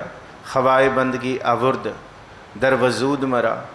ਮੈਨੂੰ ਬੰਦਗੀ ਦੀ ਦਾਤ ਦਿਓ ਗੁਰੂ ਗੋਬਿੰਦ ਸਿੰਘ ਸਾਹਿਬ, ਆਪਣਾ ਚੇਤਾ ਦਿਓ। ਰੱਬ ਦਾ ਚੇਤਾ ਹੈ ਤੇ ਮੇਰੇ ਅੰਦਰ ਜੀਵਨ ਹੋਏ। ਜਿਸ ਦਿਨ ਮੈਂ ਗੁਰੂ ਗੋਬਿੰਦ ਸਿੰਘ ਸਾਹਿਬ ਤੁਹਾਡੇ ਦਿੱਤੇ ਹੋਏ ਮਾਰਗ, ਤੁਹਾਡੇ ਦਿੱਤੇ ਹੋਏ ਪ੍ਰਭੂ ਦੇ ਨਾਮ ਦਾ ਚੇਤਾ ਵਿਸਰ ਜਾਵਾਂ, ਉਸ ਦਿਨ ਮੈਂ ਧਰਤੀ ਤੇ ਖਾਕ ਬਣ ਜਾਵਾਂ। ਉਸੇ ਦਿਨ ਮੇਰੀ ਮੌਤ ਹੋ ਜਾਏ, ਕਿਉਂਕਿ ਮੇਰੇ ਜੀਵਨ ਦਾ ਕੋਈ, ਮੇਰੇ ਜਿਉਣ ਦਾ ਕੋਈ ਆਸ਼ਾ ਨਹੀਂ ਉਸ ਪ੍ਰਭੂ ਨੂੰ ਵਿਸਰਨ ਤੋਂ ਬਿਨਾਂ। ਹਰ ਬਿਸਰਤ ਸਦਾ ਖੁਆਰੀ, ਤਾਕੋ ਧੋਖਾ ਕਹਾ ਵਿਆਪੈ ਜਾਕੋ ਓਟ ਤੁਹਾਰੀ। ਫਿਰ ਭਾਈ ਨੰਦ ਲਾਲ ਨੇ ਕਾਰਨ ਵੀ ਦੱਸਿਆ, ਕਹਿੰਦੇ ਮੈਂ ਕਿਉਂ ਕਹਿੰਦਾ ਤੁਹਾਨੂੰ ਰੱਬ ਨੂੰ ਚੇਤੇ ਕਰੋ। ਇਹ ਹਵਾਏ ਬੰਦਗੀ ਅਵੁਰਦ ਦਰ ਵਜੂਦ ਮਰਾ, ਵਗਰਨਾ ਜ਼ੋ ਕੇ ਚੁਨੀ ਆਮਦਨ ਨਬੂਦ ਮਰਾ। ਕਹਿੰਦੇ ਆਪਣੇ ਮਨ ਨੂੰ ਮਾਰ ਲਾਂ ਮੈਂ ਪ੍ਰਭੂ ਦੇ ਨਾਮ ਦੇ ਵਿੱਚ ਚੇਤੇ ਕਰ ਕਰਕੇ। ਜੇ ਵਾਹਿਗੁਰੂ ਦਾ ਨਾਮ ਵਿਸਰ ਜਾਵਾਂ, ਉਸ ਦਿਨ ਮੈਂ ਹੀ ਮਰ ਜਾਵਾਂ, ਮੈਨੂੰ ਮੌਤ ਆ ਜਾਏ। ਕਿਉਂ? ਕਿਉਂਕਿ ਇੰਨੀ ਬਖਸ਼ਿਸ਼ ਨੇ। ਹਰ ਦੋ ਨੂਨ ਨਾਮ ਪਾਕਸ਼, ਨਾਇਮ ਵ ਨਸੀਰ। ਕਿਉਂ ਮੈਂ ਨਾਨਕ ਨਾਨਕ ਕਰਦਾ? ਭਾਈ ਨੰਦ ਲਾਲ ਕਹਿੰਦੇ ਮੈਨੂੰ ਤਾਂ ਦੂਜਾ ਪਤਾ ਹੀ ਨਹੀਂ, ਮੈਨੂੰ ਇੱਕੋ ਹੀ ਪਤਾ ਹੈ, ਧੰਨ ਗੁਰੂ ਨਾਨਕ, ਧੰਨ ਗੁਰੂ ਨਾਨਕ। ਮੈਂ ਨਾਨਕ ਨਾਨਕ ਆਖਦਾ। ਕਿਉਂ? ਨਾਨਕ ਦੇ ਵਿੱਚ ਦੋ ਨੰਨੇ ਨੇ, ਇੱਕ ਕੰਨਾ ਹੈ ਤੇ ਇੱਕ ਕੱਕਾ ਹੈ। ਭਾਵੇਂ ਇਹ ਅੱਖਰ ਤਿੰਨ ਨੇ ਤੇ ਇੱਕ ਅੱਧਾ ਅੱਖਰ ਹੈ, ਪਰ ਕਹਿੰਦੇ ਮੇਰੇ ਲਈ ਇਹ ਸਾਰੇ ਹੀ ਪੂਰੇ ਨੇ। ਹਰ ਦੋ ਨੂਨ ਨਾਮ ਪਾਕਸ਼, ਪਾਕਸ਼ ਦਾ ਮਤਲਬ ਨਾਨਕ ਲਫ਼ਜ਼ ਆਪਣੇ ਆਪ ਦੇ ਵਿੱਚ ਸਭ ਤੋਂ ਪਵਿੱਤਰ ਹੈ ਇਸ ਧਰਤੀ ਤੇ, ਜਿਹਨੂੰ ਕੋਈ ਮੈਲ ਨਹੀਂ ਲੱਗ ਸਕਦੀ, ਕੋਈ ਮੈਲ ਲਗਾ ਵੀ ਨਹੀਂ ਸਕਿਆ। ਕੋਈ ਭੂਤਨਾ ਬੇਤਾਲਾ ਬੋਲ ਕੇ ਨਹੀਂ, ਕੋਈ ਧੱਕੇ ਨਾਲ ਕਹੇ ਮੈਂ ਜਨੇਊ ਪਾਉਣ ਆਇਆ। ਮਹਾਰਾਜ ਕਹਿੰਦੇ ਜੇ ਪਾਉਣਾ ਤੇ ਫਿਰ ਆਤਮਾ ਦਾ ਪਵਾ ਜਾ। ਜੇ ਕੋਈ ਨਬਜ਼ ਫੜਨ ਆਇਆ ਤੇ ਗੁਰੂ ਨਾਨਕ ਸਾਹਿਬ ਕਹਿੰਦੇ ਇਹ ਭੋਲੇ ਵੈਦ ਨੂੰ ਨਹੀਂ ਪਤਾ ਲੱਗਣੀ, ਇਹ ਕਸ਼ਿਸ਼ ਪਤਾ ਕਿਹੜੀ ਹੈ? ਆਖਾਂ ਜੀਵਾਂ ਇਹ ਕਸ਼ਿਸ਼ ਹੈ ਵੈਦ ਜੀ। ਕਿਵੇਂ ਨਬਜ਼ ਦੱਸ ਦੇਗੀ ਇਸ ਕਸ਼ਿਸ਼ ਨੂੰ ਜਿਹੜੀ ਭੋਲਾ ਵੈਦ ਨਾ ਜਾਣਨੀ, ਕਰਕ ਕਲੇਜੇ ਮਾਹੇ। ਪਰ ਇਹ ਵੀ ਪਤਾ ਆਖਣ ਔਖਾ ਸੱਚਾ। ਭਾਈ ਆਨੰਦ ਲਾਲ ਕਹਿੰਦੇ ਹਰ ਦੋ ਨੂੰ ਨਾਮ ਪਾਕਸ਼ ਨਾਇਮ ਵ ਨਸੀਰ। ਕਹਿੰਦੇ ਨਾਨਕ ਦੇ ਦੋ ਨੰਨੇ ਵੇਖੇ ਹੈ, ਇੱਕ ਨੰਨਾ ਨਾਇਮ ਨਿਆਮਤਾ ਦੇਣ ਵਾਲਾ ਹੈ ਤੇ ਦੂਸਰਾ ਨੰਨਾ ਨਸੀਰ ਸਹਾਇਤਾ ਕਰਨ ਵਾਲਾ ਹੈ। ਕਹਿੰਦੇ ਦੋ ਹੀ ਨੰਨੇ ਨੇ ਨਾਨਕ ਦੇ, ਇੱਕ ਨਿਆਮਤਾਂ ਵਾਲਾ ਹੈ, ਇੱਕ ਸਹਾਇਤਾ ਵਾਲਾ ਹੈ। ਅੱਗੇ ਵਾ ਅਲਫ ਮਿਆਨੇ ਅਹਦ, ਵਿੱਚੇ ਜਿਹੜਾ ਕੰਨਾ ਪਿਆ ਹੋਇਆ ਉਰਦੂ 'ਚ ਉਹਨੂੰ ਅਲਫ ਕਹਿੰਦੇ ਆ। ਕਹਿੰਦੇ ਉਹ ਜਿਹੜਾ ਕੰਨਾ ਕਹਿੰਦੇ ਸਦਾ ਇੱਕ ਓੰਕਾਰ ਦਾ ਚੇਤਾ ਕਰਾਉਂਦਾ ਹੈ। ਵਾਹ ਨਾਨਕ ਤੁਹਾਡਾ ਨਾਮ ਹੀ ਕਿੰਨਾ ਕਮਾਲ ਦਾ ਹੈ। ਦੋ ਨੰਨੇ, ਇੱਕ ਨਾਇਮ ਨਿਆਮਤਾਂ ਦੇਣ ਵਾਲਾ, ਦੂਸਰਾ ਨੰਨਾ ਨਸੀਰ ਸਦਾ ਹੀ ਸਹਾਇਤਾ ਕਰਨ ਵਾਲਾ। ਵਿੱਚ ਪਿਆ ਹੋਇਆ ਕੰਨਾ ਅਲਫ। ਕਹਿੰਦੇ ਵਾਹ ਅਲਫ ਮਿਆਨੇ ਅਹਦ। ਅਹਦ ਦਾ ਮਤਲਬ ਇੱਕ ਵਾਹਿਗੁਰੂ ਖੁਦਾ ਨੂੰ, ਇੱਕ ਓੰਕਾਰ ਨੂੰ ਚੇਤੇ ਕਰਾਉਂਦਾ ਹੈ। ਤੇ ਫਿਰ ਨਾਲ ਕੀ ਹੈ? ਕਹਿੰਦੇ ਕਾਫ ਆਖਰੀਨ ਕਬੀਰ। ਤੇ ਜਿਹੜਾ ਕੱਕਾ ਹੈ ਨਾਨਕ ਦਾ ਕਹਿੰਦੇ ਬੜਾ ਵੱਡਾ ਹੈ। ਸੁਣ ਵੱਡਾ ਆਖੈ ਸਭ ਕੋਈ, ਕੇਵੜ ਵੱਡਾ ਹੱਕਾ ਕਬੀਰ ਕਰੀਮ ਤੂੰ ਬੇਅੈਬ ਪਰਵਦਗਾਰ। ਕਿੰਨੀਆਂ ਕੁ ਬਖਸ਼ਿਸ਼ਾਂ ਨੇ ਤੁਹਾਡੇ ਨਾਮ ਦੀਆਂ। ਫਿਰ ਮੈਂ ਕਿਵੇਂ ਵਿਸਰ ਜਾਵਾਂ? ਜੇ ਵਿਸਰਾਂ ਹਰ ਬਿਸਰਤ ਸਦਾ ਖੁਆਰੀ ਹੋਏ। ਔਰ ਬਿਨ ਸਿਮਰਨ ਜਿਉਂ ਜਪੋ, ਬਿਨ ਸਿਮਰਨ ਜਿਉਂ जीवन बलना सर्प जैसे अर जारी, नव खंडन को राज कमावै अंत चलै को हारी। और ਇਹਦਾ ਜ਼ਿਕਰ ਅਸੀਂ ਜਪਜੀ ਸਾਹਿਬ ਦੇ ਵਿੱਚ ਬਿਲਕੁਲ ਹੂਬਹੂ ਪੜ੍ਹਦੇ ਹਾਂ ਕਿ ਇਸ ਧਰਤੀ ਤੇ ਕੋਈ ਕਹੇ ਮੈਂ ਬਹੁਤ ਚੰਗਾ ਨਾਮ ਰਖਾ ਲਿਆ, ਔਰ ਇਹ ਵੀ ਰੱਖ ਕੇ ਕਹੇ ਕਿ ਮੇਰੇ ਅੱਗੇ ਪਿੱਛੇ ਬਹੁਤ ਤੁਰਦੇ ਨੇ, ਬੜੀ ਵੱਡੀ ਆਰਜਾ ਹੋ ਗਈ, ਬਹੁਤ ਉਮਰ ਕਰ ਲਈ, ਵੱਡਾ ਨਾਮ ਚੰਗਾ ਨਾ ਹੋ ਔਰ ਜਸ ਕੀਰਤ ਵੀ ਹੋ ਗਿਆ। ਪਰ ਗੱਲ ਤਾਂ ਇਹ ਹੈ ਨਾ, ਜੇ ਤਿਸ ਨਦਰ ਨਾ ਆਵੇ ਤਾਂ ਬਾਤ ਨਾ ਪੁੱਛੇ, ਉਹਨੂੰ ਬਿਸਰ ਜਾਣਾ। ਕੀਟਾਂ ਅੰਦਰ ਕੀਟ ਕਰ ਦੋਸ਼ੀ ਦੋਸ਼ ਧਰੇ ਵਾਲਾ ਹਾਲ ਹੈ। ਆਖਾਂ ਜੀਵਾਂ ਮੈਂ ਤੁਹਾਨੂੰ ਧਿਆਵਾਂ, ਬੋਲਾਂ ਸਿਮਰਾਂ ਤੇ ਜੀਵਨ ਹੈ। ਜੀਵਨੋਂ ਮੈਂ ਜੀਵਨ ਪਾਇਆ, ਗੁਰਮੁਖ ਪਾਏ ਰਾਮ। ਮੇਰੇ ਅੰਦਰ ਨਾਮ ਦਾ ਜੀਵਨ ਹੈ, ਇਹ ਜੀਵਨ ਹੀ ਨਾਮ ਦਾ ਹੈ। ਵਿਸਰੈ ਮਰ ਜਾਉਂ, ਮੈਂ ਵਿਸਰ ਜਾਵਾਂ ਤੇ ਮੇਰੀ ਮੌਤ ਹੈ। ਆਖਣ ਔਖਾ ਸਾਚਾ ਨਾ ਹੋ। ਮੈਂ ਸਮਝਦਾ ਕਿ ਬਿਸਿਮਰਨ ਦੇ ਵਿੱਚ ਮਰਨਾ ਹੈ, ਪਰ ਉਹ ਚੇਤਾ ਕਰਨਾ ਕਿਹੜਾ ਸੌਖਾ ਹੈ। ਮਨ ਦੀਆਂ ਸਾਰੀਆਂ ਵਾਸ਼ਨਾਵਾਂ ਨੂੰ ਇੱਕ ਪਾਸੇ ਕਰਕੇ ਫਿਰ ਚੇਤਾ ਕੀਤਾ ਜਾਂਦਾ ਹੈ। ਇਸ ਧਰਤੀ 'ਤੇ ਔਖਾ ਕੰਮ ਹੈ ਵਾਹਿਗੁਰੂ ਦਾ ਸੱਚਾ ਨਾਮ ਧਿਆਉਣਾ। ਆਖਣ ਔਖਾ ਸਾਚਾ ਨਾ ਹੋ। ਇਹ ਔਖਾ ਹੈ। ਸਾਚੇ ਨਾਮ ਕੀ ਲਾਗੈ ਭੂਖ। ਪਰ ਕਿਸੇ ਦੇ ਅੰਦਰ ਪ੍ਰੀਤ ਪੈਦਾ ਹੋ ਜੇ ਨਾ, ਪ੍ਰੀਤ ਗੁਰੀਆ ਮੋਹਨ ਲਾਲਨਾ, ਸੋਹਣੇ ਮੋਹਨ ਦੀ, ਉਸ ਵਾਹਿਗੁਰੂ ਨੂੰ ਚੇਤੇ ਕਰਨ ਦੀ। ਮੇਰੋ ਸੁੰਦਰ ਕਹੋ ਮਿਲਿਆ ਕਿਤ ਗਲੀ, ਹਰ ਕੇ ਸੰਤ ਬਤਾਵੋ ਮਾਰਗ, ਹਮ ਪੀਛੇ ਲਾਗ ਚਲੀ। ਪ੍ਰਿय ਕੇ ਬਚਨ ਸੁਖਾਨੇ ਹੀ ਹਰੇ, ਕਿ ਭੁੱਖ ਲੱਗ ਜੇ ਸਾਚੇ ਨਾਮ ਕੀ ਲੱਗੈ ਭੂਖ। ਪ੍ਰਿय ਕੇ ਬਚਨ ਸੁਖਾਨੇ ਹੀ ਹਰੇ, ਇਹ ਚਾਲ ਬਣੀ ਹੈ ਭਲੀ। ਅੰਦਰ ਭੁੱਖ ਪੈਦਾ ਹੋ ਜਾਏ ਕਿ ਇਹ ਸਾਚੀ ਪ੍ਰੀਤ ਹਮ ਤੁਮ ਸਿਓ ਜੋਰੀ, तुम स्यो जोर अवर संग तोरी। साचे नाम की लागै भूख। अंदर भुख पैदा हो जाए वाहिगुरू। एक पासे सारी दुनिया, एक पासे तेरा नाम है। सगल द्वार को छाड़ के गए हो तुहारो द्वार। साचे नाम की लागै भूख। ते जिस दे अंदर भुख पैदा होगी, उत भूख है खाए चलिए हैं दुख। इस भूख दे विचों ही उत भुख है। हजे भुख उठी है, हजे तेनू प्राप्त नहीं किया। हजे प्रीत पैदा हुई है, हजे प्रेम पैदा होया कि वाह मैं भी ਧਿਆਵਾਂ ਜਿਵੇਂ ਗੁਰਮੁਖ ਧਿਆਉਂਦੇ ਨੇ, ਜਿਵੇਂ ਇਹ ਗੁਰਮੁਖ ਸਖੀਆਂ ਧਿਆਉਂਦੀਆਂ ਨੇ। ਮੇਰੇ ਅੰਦਰ ਵੀ ਚਾਉ ਪੈਦਾ ਹੁੰਦਾ ਹੈ। ਕੋਈ ਜਨ ਹਰਿ ਸਿਉ ਦੇਵੈ ਜੋਰ। ਤੇ ਜਿਹਦੇ ਅੰਦਰ ਇਹ ਚਾਉ ਹੈ, ਜਿਹਦੇ ਅੰਦਰ ਇਹ ਭੁੱਖ ਪੈਦਾ ਹੋਈ ਹੈ, ਉਤ ਭੁੱਖ ਹੈ ਖਾਏ ਚਲੀਏ ਦੁੱਖ। ਉਹ ਕੱਲੀ ਭੁੱਖ ਹੀ ਉਸ ਜੀਵਨ ਦੇ ਵਿੱਚੋਂ ਸਾਰੇ ਦੁੱਖਾਂ ਨੂੰ ਖਤਮ ਕਰ ਦੇਗੀ। ਕੌਣ ਕਹਿੰਦਾ ਕਿ ਰੱਬ ਦੀ ਪ੍ਰਾਪਤੀ ਤੋਂ ਬਾਅਦ ਦੁੱਖ ਖਤਮ ਹੋਣਗੇ। ਗੁਰੂ ਨਾਨਕ ਸਾਹਿਬ ਕਹਿੰਦੇ ਨਹੀਂ, ਰੱਬ ਦੇ ਨਾਮ ਦੀ ਭੁੱਖ ਹੀ ਪੈਦਾ ਕਰ ਲਓ। ਇਸ ਮਾਰਗ ਤੇ ਇੱਕ ਕਦਮ ਹੀ ਤੁਰ ਲਓ, ਇੱਕ ਕਦਮ ਤੁਰਿਆ ਹੀ ਤੁਹਾਡੇ ਦੁੱਖ ਵਿਸਰ ਜਾਣਗੇ ਜੀ। ਸੋ ਕਿਉ ਵਿਸਰੈ ਮੇਰੀ ਮਾਏ, ਸਾਚਾ ਸਾਹਿਬ ਸਾਚੈ ਨਾਏ ਰਹਾਉ। ਮੇਰੀ ਮਾਂ ਸੋ ਕਿਉਂ ਵਿਸਰੈ ਮੇਰੀ ਮਾਏ, ਮੇਰੀ ਮਾਂ ਮੈਂ ਉਹਨੂੰ ਕਿਉਂ ਵਿਸਰਾਂ। ਤੇ ਦੂਸਰਾ ਅਰਥ ਹੈ ਮਤ ਨੂੰ ਵੀ ਸੁਚੇਤਤਾ ਕੀਤੀ ਹੈ। ਮਨ ਨੀਵਾਂ ਮਤ ਉੱਚੀ, ਮੇਰੀ ਮਤ ਕਿਉਂ ਵਿਸਰਦੀ ਆ ਨਾਮ ਨੂੰ। ਜੇ ਮਤ ਵਿਸਰ ਜਾਏਗੀ ਨਾਮ ਨੂੰ ਤੇ ਮਨ ਵੀ ਭੈੜੇ ਕੁਵੈੜੇ ਮਾਰਗ ਤੇ ਪੈ ਜਾਏਗਾ।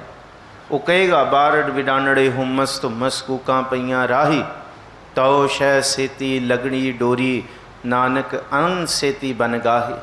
ਮੈਂ ਤੇਰੀ ਬਾਂਹ ਫੜਾਂਗਾ ਤੇ ਤਾਂ ਮੈਂ ਇਸ ਭਵ ਸਾਗਰ ਤੋਂ ਤਰ ਸਕਦਾ। ਮੈਂ ਵੇਖ ਰਿਹਾ ਤਿਤ ਸਰਵਰੜੇ ਪਹਿਲੇ ਨਿਵਾਸਾ, ਪਾਣੀ ਪਾਵਕ ਤਿਨ ਹੈ ਕੀਆ, ਪੰਕਜ ਮੋਹ ਪਗ ਨਹੀਂ ਚਾਲੈ ਹਮ ਦੇਖਾ। ਸਾਰੇ ਡੁੱਬ ਰਹੇ ਨੇ, ਇਸ ਕਰਕੇ ਸੋ ਕਿਉਂ ਵਿਸਰੈ ਮੇਰੀ ਮਾਏ, ਮੈਂ ਕਿਉਂ ਵਿਸਰਾਂ।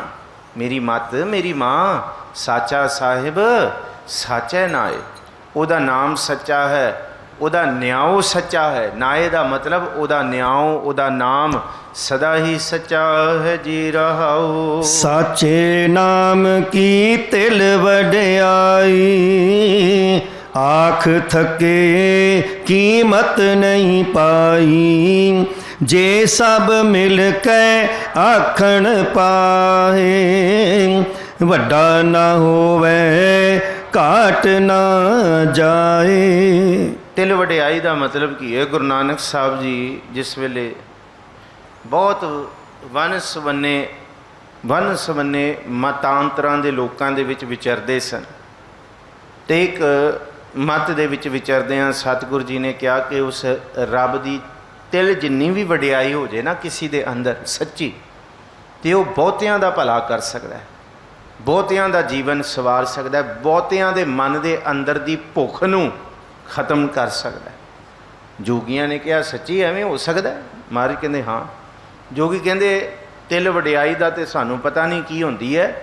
ਆਹ ਤਿਲ ਦਾ ਦਾਣਾ ਤੁਹਾਨੂੰ ਇੱਕ ਦਿੰਦੇ ਆ, ਇਸ ਦਾਣੇ ਨੂੰ ਵੰਡ ਦਿਓ ਸਾਰਿਆਂ 'ਚ, ਬਾਕੀ ਸਾਰੀ ਗੱਲਾਂ ਤੇ ਛੱਡੋ। ਤੁਸੀਂ ਕਹਿੰਦੇ ਹੋ ਨਾ ਵੰਡ ਕੇ ਛਕਣ ਦਾ ਵੀ ਸੰਕਲਪ ਹੈ। ਤੇ ਦੂਸਰਾ ਇਹ ਵਡਿਆਈ ਤਿਲ ਵਾਲੀ ਬਹੁਤਿਆਂ ਦੇ ਉੱਤੇ ਅਸਰ ਕਰਦੀ ਹੈ। ਆ ਇੱਕ ਤਿਲ ਦਾ ਦਾਣਾ ਕਿਵੇਂ ਵੰਡੋਗੇ? ਇਹ ਵਡਿਆਈ ਜੇ ਇੰਨੀ ਵੀ ਹੋ ਜਾਏ ਕਿਵੇਂ? ਇੱਥੇ ਤੁਹਾਨੂੰ ਜੀਵਨ ਦੇਣਾ ਪਏਗਾ, ਉਮਰਾਂ ਲਾਉਣੀਆਂ ਪੈਣਗੀਆਂ, ਘਰ-ਬਾਰ ਤਿਆਗਣੇ ਪੈਣਗੇ, ਆਪਣੇ ਆਪ ਨੂੰ ਤਪਾਉਣਾ ਪਏਗਾ, ਤਾਂ ਜਾ ਕੇ ਕੁਛ ਬਣੇਗਾ। ਮਹਾਰਾਜ ਕਹਿੰਦੇ ਤਿਲ ਜਿੰਨੀ ਵੱਡੀ, ਹੁਣ ਬਾਣੀ ਦਾ ਸੱਚ ਨਹੀਂ ਹੈ। ਏਕ ਨਿਮਖ ਜੋ ਸਿਮਰਨ ਮੈਂ ਜੀਆ। ਨਿਮਖ ਕਿਹਨੂੰ ਕਹਿੰਦੇ ਆ? ਅੱਖ ਦਾ ਝਪਕਣਾ। ਜੇ ਅੱਖ ਦੇ ਝਪਕਣ ਜਿੰਨੇ ਸਟਲ ਸੈਕਿੰਡ ਵੀ ਸਾਡਾ ਮਨ ਜੁੜ ਜਾਏ ਨਾ, ਕੋਟ ਦਿਨਸ ਲਾਖ ਸਦਾ ਥਿਰਥੀਆ। ਬਾਣੀ ਦਾ ਇਹ ਫਰਮਾਨ ਹੈ ਕਿ ਇੰਨੀ ਕੁ। ਮਹਾਰਾਜ ਨੂੰ ਕਹਿੰਦੇ ਆ ਲੋ ਤਿਲ ਦਾ ਦਾਂਡਾ ਤੇ ਵੰਡ ਕੇ ਦਿਖਾਓ। ਮਹਾਰਾਜ ਜੀ ਨੇ ਕੀ ਕੀਤਾ? ਉਹਨੂੰ ਪੀ ਦਿੱਤਾ, ਪਾਣੀ ਪਾ ਦਿੱਤਾ। ਮਹਾਰਾਜ ਕਹਿੰਦੇ ਸਾਰਿਆਂ ਨੂੰ ਪਾਣੀ ਵੰਡ ਦਿਓ। ਇੱਕੋ ਤਿਲ ਦੇ ਦਾਣੇ ਨੂੰ ਪਾਣੀ ਦੇ ਵਿੱਚ ਪੀ ਦਿੱਤਾ। ਇਹ ਵੰਡਿਆ ਜਾ ਸਕਦਾ ਹੈ ਜੇ ਅੰਦਰ ਸੁਹਿਰਦਤਾ ਹੋਈ। ਇੱਕ ਤਿਲ ਦਾ ਦਾਣਾ, ਇੱਕ ਤਿਲ ਜਿੰਨੀ ਵੀ ਵਡਿਆਈ ਕਿਸੇ ਦੇ ਅੰਦਰ ਹੈ ਨਾ ਨਾਮ ਦੀ, ਬਾਕੀ ਤੇ ਸਾਰੀਆਂ ਚੀਜ਼ਾਂ ਛੱਡੋ। ਥੋੜ੍ਹਾ ਜਿਹਾ ਵੀ ਗੁਣ ਸੱਚੇ ਪਾਤਸ਼ਾਹ ਜੀ ਦੇ ਨਾਮ ਦਾ ਅੰਦਰ ਪੈਦਾ ਹੋ ਜੇ, ਸਾਚੇ ਨਾਮ ਕੀ ਤਿਲ ਵਡਿਆਈ। ਤਿਲ ਜਿੰਨੀ ਵਡਿਆਈ ਵੀ ਆ ਜੇ, ਆਖ ਥਕੇ ਕੀਮਤ ਨਹੀਂ ਪਾਈ, ਤਾਂ ਵੀ ਆ ਕੇ ਥੱਕ ਜਾਵਾਂਗੇ। ਕੋਈ ਤਿਲ ਜਿੰਨੀ ਵਡਿਆਈ ਦੀ ਵੀ ਕੀਮਤ ਨਹੀਂ ਪਾ ਸਕਦਾ ਕਿ ਇੰਨੀ ਜੀ ਵਡਿਆਈ, ਇੰਨਾ ਜਿਹਾ ਜਪਿਆ ਹੋਇਆ ਨਾਮ ਇੰਨਾ ਕੁਛ ਦੇ ਸਕਦਾ। ਮਹਾਰਾਜ ਕਹਿੰਦੇ ਹਾਂ, ਥੋੜ੍ਹਾ ਜਿਹਾ ਵੀ ਜਪਿਆ ਹੋਇਆ, ਥੋੜ੍ਹਾ ਜਿਹਾ ਵੀ ਮਨ ਟਿਕਿਆ ਹੋਇਆ, ਏਕ ਘਰੀ ਆਦਿ ਹੂੰ ਤੇ ਆਦਿ ਵੀ ਕੀਤਾ ਹੋਇਆ। ਇਹ ਮਹਾਰਾਜ ਕਹਿੰਦੇ ਆਖ ਥਕੇ ਕੀਮਤ ਨਹੀਂ ਪਾਈ। ਜੇ ਸਭ ਮਿਲ ਕੇ ਆਖਣ ਪਾਹੇ, ਤੇ ਸਾਰੇ ਮਿਲ ਕੇ ਇਕੱਠੇ ਹੋ ਜਾਣ ਕਿ ਆਓ ਇਕੱਠੀਆਂ ਕਰ ਲਈਆਂ ਵਡਿਆਈਆਂ, ਤੇ ਅਸੀਂ ਜਪ ਰਹੇ ਹਾਂ ਤੇ ਰੱਬ ਵੱਡਾ ਹੋ ਰਿਹਾ, ਰੱਬ ਦੀ ਉਸਤਤ ਹੋ ਰਹੀ ਹੈ। ਤੇ ਜੇ ਨਹੀਂ ਜਪਾਂਗੇ ਤੇ ਫਿਰ ਰੱਬ ਨੂੰ ਕੌਣ ਪੁੱਛੇਗਾ? ਮਹਾਰਾਜ ਕਹਿੰਦੇ ਇਹ ਵੀ ਭੁਲੇਖਾ ਕੱਢ ਦਿਓ। ਜੇ ਸਭ ਮਿਲ ਕੇ ਆਖਣ ਪਾਹੇ, ਵੱਡਾ ਨਾ ਹੋਵੇ ਘਾਟ ਨਾ ਜਾਏ। ਨਾ ਸਾਡੇ ਕੀਤੇ ਕਥਾ ਕਹਾਣੀਆਂ ਕੀਰਤਨ ਦੇ ਨਾਲ ਉਹਨੇ ਵੱਡਾ ਹੋ ਜਾਣਾ। ਤੇ ਜੇ ਅਸੀਂ ਸਾਰੇ ਆਪਣੇ ਆਪਣੇ ਘਰਾਂ 'ਚ ਬਹਿ ਜਾਈਏ, ਨਹੀਂ ਜੀ ਘਰੇ ਬੈਠੋ, ਕੀ ਲੋੜ ਹੈ ਰੱਬ ਦੀ ਉਸਤਤ ਕਰਨ ਦੀ? ਕਿਉਂ ਉਹਨੂੰ ਵੱਡਾ ਬਣਾਉਣਾ? ਨਾ ਵੀ ਕਰੀਏ ਤੇ ਤਾਂ ਵੀ ਉਹਦਾ ਕੁਝ ਘਟਣਾ ਨਹੀਂ ਹੈ। ਉਹ ਆਪਣੇ ਆਪ ਦੇ ਵਿੱਚ ਸੰਪੂਰਨ ਹੈ। ਅਸੀਂ ਅਧੂਰੇ ਹਾਂ, ਉਹਨੂੰ ਧਿਆਵਾਂਗੇ ਤੇ ਪੂਰੇ ਹੋਵਾਂਗੇ, ਸੰਪੂਰਨ ਹੋਵਾਂਗੇ। ਨਹੀਂ ਧਿਆਵਾਂਗੇ ਤੇ ਅਸੀਂ ਫਿੱਟ ਇਵੇਹਾ ਜੀਵਿਆ ਜਿਤ ਖਾਏ ਵਧਾਇਆ। ਪੇਟ ਵਾਲਾ ਜੀਵਨ ਸਾਡਾ ਰਹੇਗਾ ਜੀ। ਨਾ ਉਹ ਮਰੈ ਨਾ ਹੋਵੇ ਸੋਗ, ਦੇਂਦਾ ਰਹੈ ਨਾ ਚੁਕੈ ਭੋਗ। ਗੁਣ ਇਹੋ ਹੋਰ ਨਾਹੀ ਕੋਇ, ਨਾ ਕੋ ਹੋਆ ਨਾ ਕੋ ਹੋਏ। ਨਾ ਉਹ ਮਰੈ ਨਾ ਹੋਵੇ ਸੋਗ, ਨਾ ਉਹ ਮਰਦਾ ਤੇ ਨਾ ਉਹਨੂੰ ਕੋਈ ਸੋਗ ਦੁੱਖ ਲੱਗਦਾ। ਕਿਸੇ ਵੀ ਤਰ੍ਹਾਂ ਦਾ ਦੁੱਖ ਨਹੀਂ ਹੈ। ਅਸੀਂ ਦੁੱਖਾਂ ਦੇ ਵਿੱਚ ਹਾਂ। ਸਾਨੂੰ ਕਦਮ ਸਾਨੂੰ ਕੋਈ ਕੁਝ ਕਹਿ ਦੇ ਤੇ ਅਸੀਂ ਤਾਂ ਦੁਖੀ ਹੋ ਜਾਂਦੇ ਹਾਂ। ਸਮੇਤ ਮੇਰੇ ਸਾਰਿਆਂ ਦਾ ਮਨ ਇਹੋ ਜਿਹਾ ਬਈ ਅਸੀਂ ਬ੍ਰਹਮ ਗਿਆਨੀ ਥੋੜ੍ਹੀ ਹਾਂ। ਜੋ ਸੱਚ ਹੈ ਉਹ ਸੱਚ ਹੈ। ਅਸੀਂ ਉਸਤਤ ਲਈ ਤਿਆਰ ਹਾਂ, ਨਿੰਦਾ ਲਈ ਅਸੀਂ ਤਿਆਰ ਨਹੀਂ ਹਾਂ। ਸਮੇਤ ਮੇਰੇ ਮੈਂ ਆਪਣੀ ਗੱਲ ਕਰ ਰਿਹਾ। ਪਰ ਉਹ ਵਾਹਿਗੁਰੂ ਜੇ ਉਹਦੀ ਨਿੰਦਾ ਵੀ ਕਰਨ ਲੱਗ ਜੇ ਤੇ ਤਾਂ ਵੀ ਕੁਛ ਤਾਈਓ ਤੇ ਮਹਾਰਾਜ ਜੀ ਦੀ ਨਾਰਾਇਣ ਨਿੰਦਸ ਕਾਏ ਭੂਲੀ ਗਵਾਰੀ, ਦੁਕ੍ਰਿਤ ਸੁਕ੍ਰਿਤ ਥਾਰੋ ਕਰਮਰੀ। ਕਰਮ ਤੇਰੇ ਮਾੜੇ ਨੇ ਤੇ ਤੂੰ ਵਾਹਿਗੁਰੂ ਨੂੰ ਕਹਿ ਰਹੀ ਹੈ ਕਿ ਸੱਚੇ ਪਾਤਸ਼ਾਹ ਇਹ ਕੀ ਕੀਤਾ ਮੇਰੇ ਨਾਲ, ਇਹ ਮਾੜਾ ਕੀਤਾ। ਨਹੀਂ, ਨਾ ਉਹ ਮਰੈ ਨਾ ਹੋਵੈ ਸੋਗ, ਨੂੰ ਕੋਈ ਮੌਤ ਨਹੀਂ ਤੇ ਕੋਈ ਸੋਗ ਨਹੀਂ ਮੌਤ ਦਾ। ਦਿੰਦਾ ਰਹਿ ਨਾ ਚੁਕੈ ਭੋਗ, ਉਹ ਦਿੰਦਾ ਰਹਿੰਦਾ ਪਰ ਚੁੱਕਦਾ ਨਹੀਂ ਹੈ। ਪਰ ਉਹਦੇ ਦੇਣ ਦੀ ਇੱਕ ਰਮਜ਼ ਹੈ, ਉਹਦੇ ਦੇਣ ਦਾ ਇੱਕ ਜ਼ਰੀਆ ਹੈ, ਇੱਕ ਜੁਗਤ ਹੈ। ਉਸ ਜੁਗਤ ਨੂੰ ਸਮਝੀਏ। ਇੱਕ ਸ਼ਾਗਿਰਦ ਆਪਣੇ ਉਸਤਾਦ ਕੋਲ ਜਾਂਦਾ ਹੈ ਕਿ ਮੇਰਾ ਉਸਤਾਦ, ਮੈਂ ਤੇਰੇ ਕੋਲ ਇੰਨਾ ਸਮਾਂ ਰਿਹਾ ਤੇ ਮੈਨੂੰ ਕੋਈ ਜੀਵਨ ਦਾ ਸਰਮਾਇਆ ਹੀ ਦੇ ਦੇ। ਸਾਰੇ ਅੱਧਾ ਜੀਵਨ ਮੈਂ ਤੇਰੇ ਕੋਲ ਬਤੀਤ ਕਰਤਾ। ਆਪਣੇ ਜੀਵਨ ਦੇ 40-50 ਸਾਲ ਮੈਂ ਤੇਰੇ ਕੋਲ ਰਿਹਾ, ਅੱਗੇ ਪਤਾ ਨਹੀਂ ਕਿੰਨੀ ਕੁ ਉਮਰ ਹੋਰ ਹੋਏਗੀ, ਤੇ ਜਾਂਦੇ ਜਾਂਦੇ ਕੁਛ ਦੇ ਦੇ, ਕੋਈ ਮੇਰੇ ਤੇ ਵੀ ਰੰਗਤਾਂ ਰਹਿਮਤਾਂ ਚੜ੍ਹ ਪੈਣ। ਉਹ ਇੱਕ ਬੀਜ ਦੇ ਦਿੰਦਾ। ਕਹਿੰਦੇ ਇਹ ਕੀ ਹੈ? ਕਹਿੰਦੇ ਇਹ ਬੀਜ ਹੈ। ਕਹਿੰਦੇ ਕਿਹਦਾ? ਕਹਿੰਦੇ ਫਲਾਂ ਦਾ। ਕਹਿੰਦੇ ਕੀ ਹੋਏਗਾ? ਕਹਿੰਦੇ ਤੈਨੂੰ ਲੱਖਾਂ ਹੀ ਫਲ ਮਿਲ ਜਾਣਗੇ। ਕਹਿੰਦੇ ਮੈਨੂੰ ਤੇ ਬੀਜ ਦਿਸ ਰਿਹਾ, ਮੈਨੂੰ ਫਲ ਕਿੱਥੇ ਮਿਲ ਰਹੇ ਨੇ?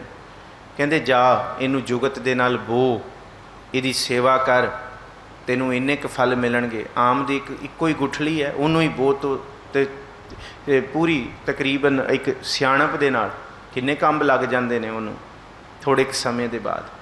ਇਹਨੂੰ ਹੀ ਬਾਬਾ ਫਰੀਦ ਕਹਿੰਦੇ, ਫਰੀਦਾ ਲੋੜੈ ਦਾਖ ਬਿਜੂਰੀਆਂ ਕਿੱਕਰ ਬੀਜੈ ਜੱਟ। ਗੁਰੂ ਕਦੀ ਵੀ ਨਿਆਮਤਾਂ ਖੁੱਲ੍ਹ ਕੇ ਨਹੀਂ ਦਿੰਦਾ। ਗੁਰੂ ਨਿਆਮਤਾਂ ਖੁੱਲ੍ਹ ਕੇ ਬਹੁਤ ਘੱਟ ਦਿੰਦਾ ਹੈ। ਗੁਰੂ ਹਮੇਸ਼ਾ ਕੁਛ ਵੀ ਦਿੰਦਾ ਜੁਗਤ ਰਾਹੀਂ ਦਿੰਦਾ। ਉਹ ਬੀਜ ਦੇ ਦਿੰਦਾ ਕਿ ਜਾ ਹੁਣ ਇਸ ਬੀਜ ਨੂੰ ਜੁਗਤੀ ਦੇ ਨਾਲ ਜਿੰਨਾ ਮਰਜ਼ੀ ਵਧਾ ਲੈ। ਇੱਕ ਬੀਜ ਹੈ ਪਰ ਇਹਦੇ ਅੰਦਰ ਸਮਰੱਥਾ ਹੈ ਲੱਖਾਂ ਕਰੋੜਾਂ ਫਲਾਂ ਦੀਆਂ। ਪਰ ਉਹ ਸਮਰੱਥਾ ਵਾਸਤੇ ਤੈਨੂੰ ਮਿਟਾ ਦੇ ਆਪਣੀ ਹਸਤੀ। अगर कुछ मर्तबा चाहे कि दाना खाक में मिलकर गुलो गुलजार होता है। इत्थे महाराज देंदा रहे ना चुकै भोग। सानू लगता सानू कुछ दे ही नहीं रहा, सानू कुछ दे ही नहीं रहा। महाराज कहते दे रहा वो जुगती राही दे रहा, तो जुगती की अख राही समझना पेगा। वो सीधे फल झोली नहीं पाउंदा, वो रमजी तौर पर बीज दे दिंदा, रस्ता दिखा दिंदा, तुरना सानू पेगा। वो जुगत बना दिंदा, सानू जुगत दे लई जतन करना पेगा। वो बूआ खोल दिंदा, वो दरवाजे कपाट खोल दिंदा, उस भिड़े हुए बूए दे परले पासे सानू जाना पेगा। ये हुण समझिए असी उहदे असी कहंदे नहीं जी कुछ भी नहीं है, ये रमज है। उन्हें बीज दे दिता पर उहदे विच लखां फल लुके हुए ने।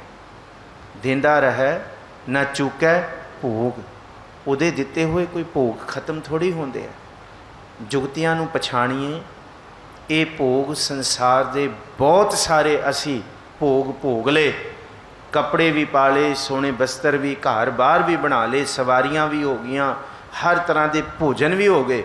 ਮਹਾਰਾਜ ਕਹਿੰਦੇ ਹੁਣ ਭੋਗਾਂ ਤੋਂ ਅੱਗੇ ਵਧ ਜਾਈਏ। ਹੁਣ ਭੋਗਾਂ ਤੋਂ ਇੱਕ ਕਦਮ ਅੱਗੇ ਵੱਧ ਕੇ ਉਹਦੀ ਜੁਗਤੀ ਨੂੰ ਸਮਝੀਏ। ਉਹ ਜੁਗਤੀ ਸੁਣੋ। ਗੁਣ ਇਹੋ होर ना ही कोई ना को होवा ना को होए। हुण जिहड़ा उहदा गुण है उन्हें देना है। पर बंदिया अकली साहिब सेविया, अकली पाइया मान, अकली पढ़ के बुझिया, अकली कीचै दान। इस जुगत नूं समझ। उहदा यही गुण है, उन्हें देंदा दे लैंदे थक पाहे जुगां जुगंतर।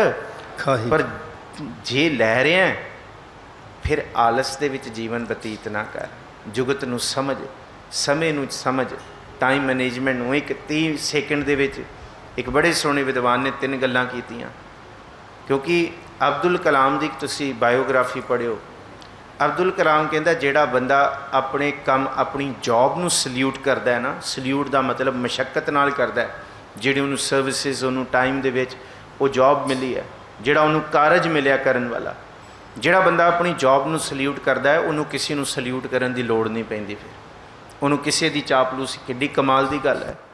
ਸਮੇਂ ਸਿਰ ਕੰਮ ਕਰਨਾ, ਸਮੇਂ ਸਿਰ ਕੰਮ ਨੂੰ ਖਤਮ ਕਰਨਾ, ਸਮੇਂ ਸਿਰ ਅਸੀਂ ਆਪਣੀ ਜੀਵਨ ਦੀਆਂ ਜੁਗਤਾਂ ਨੂੰ, ਇਹੀ ਤੇ ਮਹਾਰਾਜ ਕਹਿ ਰਿਹਾ ਹੈ, ਇਹੀ ਤੇ ਦਾਤ ਹੈਗੀ ਹੈ। ਗੁਣ ਇਹੋ ਹੋਰ ਨਾ ਹੀ ਕੋਏ।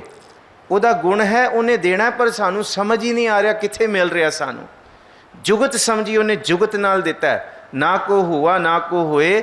ਉਹਦਾ ਕੋਈ ਹੋਰ ਗੁਣ, ਕੋਈ ਉਹਦੇ ਵਰਗਾ ਨਾ ਕੋਈ ਪੈਦਾ ਹੋਇਆ, ਨਾ ਕੋਈ ਪੈਦਾ ਹੋ ਸਕਦਾ, ਕੋਈ ਉਹਦੇ ਵਰਗਾ ਹੈ ਹੀ ਨਹੀਂ ਜੀ। ਜੀਵੜ ਆਪ ਤੇਵੜ ਤੇਰੀ ਦਾਤ, ਜਿਨ ਦਿਨ ਕਰ ਕੈ ਕੀਤੀ ਰਾਤ। ਖਸਮ ਵਿਸਾਰਹਿ ਤੇ ਕਮ ਜਾਤ, ਨਾਨਕ ਨਾਮੈ ਬਾਜ ਸਨਾਤ। ਵਾਹਿਗੁਰੂ ਜੀ ਜਿੰਨੇ ਵੱਡੇ ਆਪ ਨੇ ਉਨੀ ਵੱਡੀ ਦਾਤ ਦਿੰਦੇ, ਆਪਣੇ ਤੋਂ ਘੱਟ ਨਹੀਂ ਦਿੰਦੇ ਆ। ਫਲਾਂ ਦੇ ਮਾਲਕ ਨੇ ਤੇ ਸਾਡੀ ਝੋਲੀ ਬੀਜ ਪਾ ਰਹੇ ਨੇ, ਅਸੀਂ ਕਹਿੰਦੇ ਫਲ ਕਿੱਥੇ ਹੈ? ਫਲ ਤੇ ਇਹ ਹੈ ਨਾ, ਰਮਜ਼ ਹੈ ਇਸ ਆਸਾ ਮਹੱਲਾ ਪਹਿਲਾ ਦੇ ਵਿੱਚ। ਇਸ ਰਮਜ਼ ਨੂੰ ਸਮਝੀਏ, ਕਿੰਨੀ ਕੁ ਵੱਡੀ ਦਾਤ ਵਾਹਿਗੁਰੂ ਜੀ ਸਾਨੂੰ ਦੇ ਰਹੇ ਨੇ, ਸਾਨੂੰ ਪਤਾ ਨਹੀਂ, ਅਸੀਂ ਸਮਝ ਹੀ ਨਹੀਂ ਬੈਠੇ। ਆ ਬੀਜ ਲਈ ਫਿਰਦੇ ਹਾਂ ਅਸੀਂ। ਹੁਣ ਸਮਝੋ ਇਸ ਗੱਲ ਨੂੰ। ਆ ਸਰੀਰ ਬੀਜ ਹੈ, ਹੁਣ ਇਹਦੇ ਵਿੱਚੋਂ ਫਲ ਕਿੰਨੇ ਪੈਦਾ ਕਰਨਾ ਹੈ? ਇਸ ਤੋਂ ਵੱਡੀ ਦਾਤ ਕੀ ਹੋ ਸਕਦੀ ਹੈ? ਪਰ ਇਸ ਦਾਤ ਨੂੰ ਦਾਤ ਕੋਈ ਵੀ ਪ੍ਰਗਟ, ਹਰ ਕੋਈ ਪ੍ਰਗਟ ਨਹੀਂ ਕਰ ਸਕਦਾ। ਜਿੰਨਾ ਵੱਡਾ ਉਹ ਆਪ ਸੀ, ਜਿਹੜੀ ਸਮਰਥਾ ਉਹਦੇ ਕੋਲ ਸੀ, ਉਹਨੇ ਸਾਰੀ ਸਮਰਥਾ ਇਸ ਬੀਜ ਵਿੱਚ ਪਾਤੀ, ਇਸ ਹਸਤੀ ਵਿੱਚ ਪਾਤੀ। ਜਿਵੜ ਆਪ ਤਿਵੜ ਤੇਰੀ। ਅਸੀਂ ਕਿੱਥੇ ਦਾਤਾਂ ਨੂੰ ਲੱਭਣ ਤੁਰੇ ਹਾਂ? ਮਹਾਰਾਜ ਕਹਿੰਦੇ ਨਹੀਂ, ਕਿੱਥੇ ਦਾਤ? ਕਿਹੜੀ ਦਾਤ ਹੈ? ਕੋਈ ਪੁੱਤਰ ਧੀਆਂ ਨੂੰ ਦਾਤ ਮੰਨੀ ਬੈਠੇ, ਕੋਈ ਦੁੱਧ ਪੁੱਤ ਨੂੰ ਦਾਤ, ਕੋਈ ਘਰਾਂ ਕਾਰੋਬਾਰਾਂ ਨੂੰ ਦਾਤ, ਕੋਈ ਕਹਿੰਦਾ ਨੌਕਰੀ ਮਿਲ ਜਾਏ, ਕੋਈ ਕਹਿੰਦਾ ਮੇਰਾ ਵਿਆਹ ਹੋ ਜਾਏ, ਕੋਈ ਕਹਿੰਦਾ ਮੈਨੂੰ ਇਹ ਹੋ ਜਾਏ। ਇਹ ਦਾਤ ਨਹੀਂ ਹੈ। ਇਹਨੂੰ ਗੁਰੂ ਨਾਨਕ ਸਾਹਿਬ ਦਾਤ ਕਹਿ ਰਹੇ, ਜਿਹਨੂੰ ਅਸੀਂ ਲੈ ਕੇ ਫਿਰਦੇ ਹਾਂ, ਸਦਾ ਹੀ ਸਾਡੇ ਨਾਲ ਹੈ। ਜੋ ਬ੍ਰਹਮੰਡੇ, ਇਸ ਤੋਂ ਸਭ ਕੁਝ ਕਰ ਸਕਦੇ ਹਾਂ। ਇਹਦੇ ਵਿੱਚ ਖਾਲਸਾ ਖੁਦ ਖੁਦਾ ਦੀ, ਇਹਦੇ ਅੰਦਰ ਖੁਦਾਈ ਪਈ ਹੋਈ ਹੈ, ਸਰੀਰ ਦੇ ਇਸ ਸਮਰਥਾ ਦੇ, ਇਹਦੇ ਮਨ ਦੇ ਅੰਦਰ। ਇਹ ਹੈ ਕਿ ਆਈ ਪੰਥੀ ਸਗਲ ਜਮਾਤੀ ਮਨ ਜੀਤਾ ਹੈ। ਇਹਨੂੰ ਮਹਾਰਾਜ ਕਹਿੰਦੇ ਜੀਵੜ ਆਪ ਤੇਵੜ ਤੇਰੀ ਦਾਤ, ਜਿਨ ਦਿਨ ਕਰਕੇ ਕੀਤੀ ਰਾਤ। ਦਿਨ ਵੀ ਉਹਨੇ ਬਣਾਇਆ ਤੇ ਰਾਤ ਵੀ ਉਹਨੇ ਬਣਾਈ। ਤੇ ਹੁਣ ਦਿਨ ਰਾਤ ਤੋਂ ਸਾਨੂੰ ਕੀ ਲੈਣਾ ਦੇਣਾ? ਸੁੱਖ ਵੀ ਉਹਨੇ ਬਣਾਇਆ ਤੇ ਦੁੱਖ ਵੀ ਉਹਨੇ ਬਣਾਇਆ, ਵਿਛੋੜਾ ਵੀ ਉਹਨੇ ਬਣਾਇਆ ਤੇ ਮਿਲਾਪ ਵੀ ਉਹਨੇ ਬਣਾਇਆ, ਚਾਨਣ ਵੀ ਉਹਨੇ ਬਣਾਇਆ ਤੇ ਹਨੇਰਾ ਵੀ ਉਹਨੇ ਬਣਾਇਆ, ਦੋਸਤ ਵੀ ਉਹਦੇ ਬਣਾਏ ਤੇ ਦੁਸ਼ਮਣ ਵੀ ਉਹਦੇ ਬਣਾਏ, ਨਫ਼ਰਤ ਵੀ ਉਹਦੀ ਬਣਾਈ ਹੋਈ, ਮੁਹੱਬਤ ਵੀ ਉਹਦੀ ਬਣਾਈ ਹੋਈ। ਕਿੰਨਾ ਕੁ ਵਿਸਥਾਰ ਹੈ ਇਹਨਾਂ ਤੁਕਾਂ ਦਾ। ਪਰ ਯਾਦ ਰੱਖਿਓ, ਸਾਰੀਆਂ ਗੱਲਾਂ ਇੱਕ ਪਾਸੇ। ਜਿਸ ਦਿਨ ਖਸਮ ਵਿਸਰ ਜਾਏਗਾ, ਜੀਵਨ 'ਚ ਰਾਤ ਛਾ ਜਾਏਗੀ। ਜਿਸ ਦਿਨ ਖਸਮ ਚੇਤੇ ਆ ਗਿਆ ਨਾ, ਉਸ ਦਿਨ ਸਦਾ ਹੀ ਸਵੇਰਾ ਹੋਏਗਾ। ਅੱਖਾਂ ਦੇ ਅੱਗੋਂ ਤਿਮਰ ਹਟ ਜਾਏਗਾ, ਹਨੇਰਾ ਹਟ ਜਾਏਗਾ। ਜੇ ਸਤਿਗੁਰ ਸਿਮਰੰਤ ਨयन ਕੇ ਤਿਮਰ ਮਿਟੈ ਖਿਨ, ਖਸਮ ਵਿਸਾਰਹਿ ਤੇ ਕਮਜਾਤ। ਅਸੀਂ ਕਹਿੰਦੇ ਫਲਾਣਾ ਨੀਵੀਂ ਜਾਤ ਵਾਲਾ, ਫਲਾਣਾ ਨੀਵੀਂ ਜਾਤ ਵਾਲਾ। ਅਸਲ ਦੇ ਵਿੱਚ ਭੈੜੀ ਜਾਤ ਵਾਲਾ ਉਹ ਹੈ ਜਿਹੜਾ ਰੱਬ ਨੂੰ ਵਿਸਰ ਗਿਆ। ਬਾਕੀ ਸਾਰੇ ਇੱਕ ਨੇ, ਬਾਕੀ ਸਾਰੇ ਕੋਲ ਇੱਕੋ ਜੀ ਦਾਤ ਬਰਾਬਰ ਜੀ ਹੈ, ਸਰੀਰ ਵਾਲੀ। ਸਭ ਦੇ ਅੰਦਰ ਉਹ ਸਮਰਥ ਹੈ। ਨਾਨਕ ਨਾਵੇਂ ਬਾਜ ਸਨਾਤ। ਸਨਾਤ ਕਹਿੰਦੇ ਆ ਸਭ ਤੋਂ ਨੀਚ, ਸਭ ਤੋਂ ਮੂਰਖ, ਸਭ ਤੋਂ ਮੂੜ, ਸਭ ਤੋਂ ਨਿਖਿੱਧ। ਮਹਾਰਾਜ ਕਹਿੰਦੇ ਨਿਖਿੱਧਾਂ ਵਿੱਚੋਂ ਨਿਖਿੱਧ ਸਮਝੋ। ਨਾਮ ਤੋਂ ਬਿਨਾ ਨਾਵੇਂ ਬਾਜ ਦਾ ਮਤਲਬ ਨਾਮ ਤੋਂ ਬਿਨਾ ਜੋ ਵੀ ਹੈ। ਮਹਾਰਾਜ ਕਹਿੰਦੇ ਉਹ ਸਨਾਤ ਮੂਰਖ ਹੈ ਜੀ। ਇੱਥੇ ਸਮਾਪਤੀ ਹੈ ਸਮੇਂ ਦੀ। 2-4 ਮਿੰਟ ਵੱਧ ਲੈ ਲੈ ਜੀ, ਖਿਮਾ ਬਖਸ਼ਿਓ। ਆਪ ਸਾਰਿਆਂ ਦਾ ਧੰਨਵਾਦ। ਕੱਲ੍ਹ ਨੂੰ ਕਥਾ ਦਾ ਸਮਾਂ ਆਪ ਸੰਗਤਾਂ ਨੂੰ ਪ੍ਰਬੰਧਕਾਂ ਨੇ ਦੱਸ ਦਿੱਤਾ ਹੈ ਜੀ। 10 ਤਰੀਕ ਦੇ ਸਮਾਗਮਾਂ ਦੇ ਵਾਸਤੇ ਅਰਦਾਸ ਹੈ। ਭਾਵੇਂ ਕਿ ਪ੍ਰੈਡਿਕਸ਼ਨ ਹੈ ਕਿ ਕੱਲ੍ਹ ਪਰਸੋਂ ਲਗਾਤਾਰ ਮੀਂਹ ਵਰਸੇਗਾ, ਪਰ ਵਹਿੰਦੇ ਮੀਂਹ ਦੇ ਵਿੱਚ ਵੀ ਤੁਸਾਂ ਨੇ ਸਾਧ ਸੰਗਤ ਦੇ ਵਹਿੰਦੇ ਮੀਂਹ ਦੇ ਵਿੱਚ ਵੀ ਤੁਸਾਂ ਨੇ ਸਾਧ ਸੰਗਤ ਦੇ ਵਿੱਚ ਆ ਕੇ ਜੁੜਨਾ ਹੈ, ਯਤਨ ਕਰਨਾ ਹੈ। ਘਰੋਂ ਤੁਸੀਂ ਸਮੇਂ ਸਿਰ ਆਓ। 4 ਵਜੇ ਤੋਂ ਲੈ ਕੇ 11 ਵਜੇ ਤੱਕ ਸਮਾਗਮ ਹੈ। ਸੋ ਆਪਣੇ ਮਨ ਨੂੰ ਪ੍ਰਿਪੇਅਰ ਕਰ ਲਓ ਜੀ, ਇੰਨੇ ਤੋਂ ਇੰਨੇ ਵਜੇ ਤੱਕ ਅਸੀਂ 4-5 ਘੰਟੇ ਬਹਿਣਾ ਹੀ ਬਹਿਣਾ। ਜੇ ਮਨ ਬਣਾਉਣਾ ਸ਼ੁਰੂ ਕਰਾਂਗੇ ਤੇ ਤਾਂ ਚੌਕੜਾ ਲੱਗੇਗਾ ਸਾਡੇ ਤੋਂ। ਸਤਿਗੁਰ ਅੱਗੇ ਅਰਦਾਸ ਕਰੀਏ, ਇਹ ਸਮਾਗਮ ਆਪ ਸੰਗਤਾਂ ਦੇ ਵਾਸਤੇ, ਆਪ ਸੰਗਤਾਂ ਰਾਹੀਂ ਨੇ। ਸੋ ਆਪ ਸਾਰੇ 10 ਤਰੀਕ 10 ਜੁਲਾਈ ਨੂੰ ਪਰਸੋਂ ਦਰਸ਼ਨ ਦਿਓ। ਕੱਲ੍ਹ ਦੇ ਸਮਾਗਮਾਂ ਬਾਰੇ ਆਪ ਜੀ ਨੂੰ ਦੱਸ ਦਿੱਤਾ ਗਿਆ ਹੈ। ਆਉਣ ਵਾਲੀ 14 ਤਰੀਕ ਆਉਣ ਵਾਲੀ 12 ਤਰੀਕ ਦਾ ਵੀ ਸਮਾਗਮ ਆਪ ਸੰਗਤਾਂ ਨੂੰ ਅੱਗੇ ਦੱਸ ਦਿੱਤਾ ਜਾਏਗਾ। ਕੱਲ੍ਹ ਨੂੰ ਮੀਰੀ ਪੀਰੀ ਦਿਵਸ ਵੀ ਹੈ। ਇਹ ਵਿਚਾਰਾਂ ਫਿਰ ਆਪ ਸੰਗਤਾਂ ਦੇ ਨਾਲ ਕੱਲ੍ਹ ਨੂੰ ਬਾਹਰੋਂ ਵਿਦਵਾਨ ਸੱਜਣ ਆ ਕੇ ਕਰਨਗੇ ਜੀ। ਕੱਲ੍ਹ ਨੂੰ ਇਹ ਪਾਠ ਦੀ ਕਥਾ ਨਹੀਂ ਹੋਏਗੀ। ਕੱਲ੍ਹ ਨੂੰ ਮੀਰੀ ਪੀਰੀ ਦਿਵਸ ਦੀ ਵਿਚਾਰ ਆਪ ਸਰਵਣ ਕਰੋਗੇ। ਭੁੱਲਾਂ ਚੁੱਕਾਂ ਦੀ ਖਿਮਾ ਹੈ। ਗੁਰੂ ਗ੍ਰੰਥ ਸਾਹਿਬ ਜੀ ਦਾ ਧੰਨਵਾਦ। ਫਤਿਹ ਬੁਲਾਓ। ਵਾਹਿਗੁਰੂ ਜੀ ਕਾ ਖਾਲਸਾ, ਵਾਹਿਗੁਰੂ ਜੀ ਕੀ ਫਤਿਹ। ਵਾਹਿਗੁਰੂ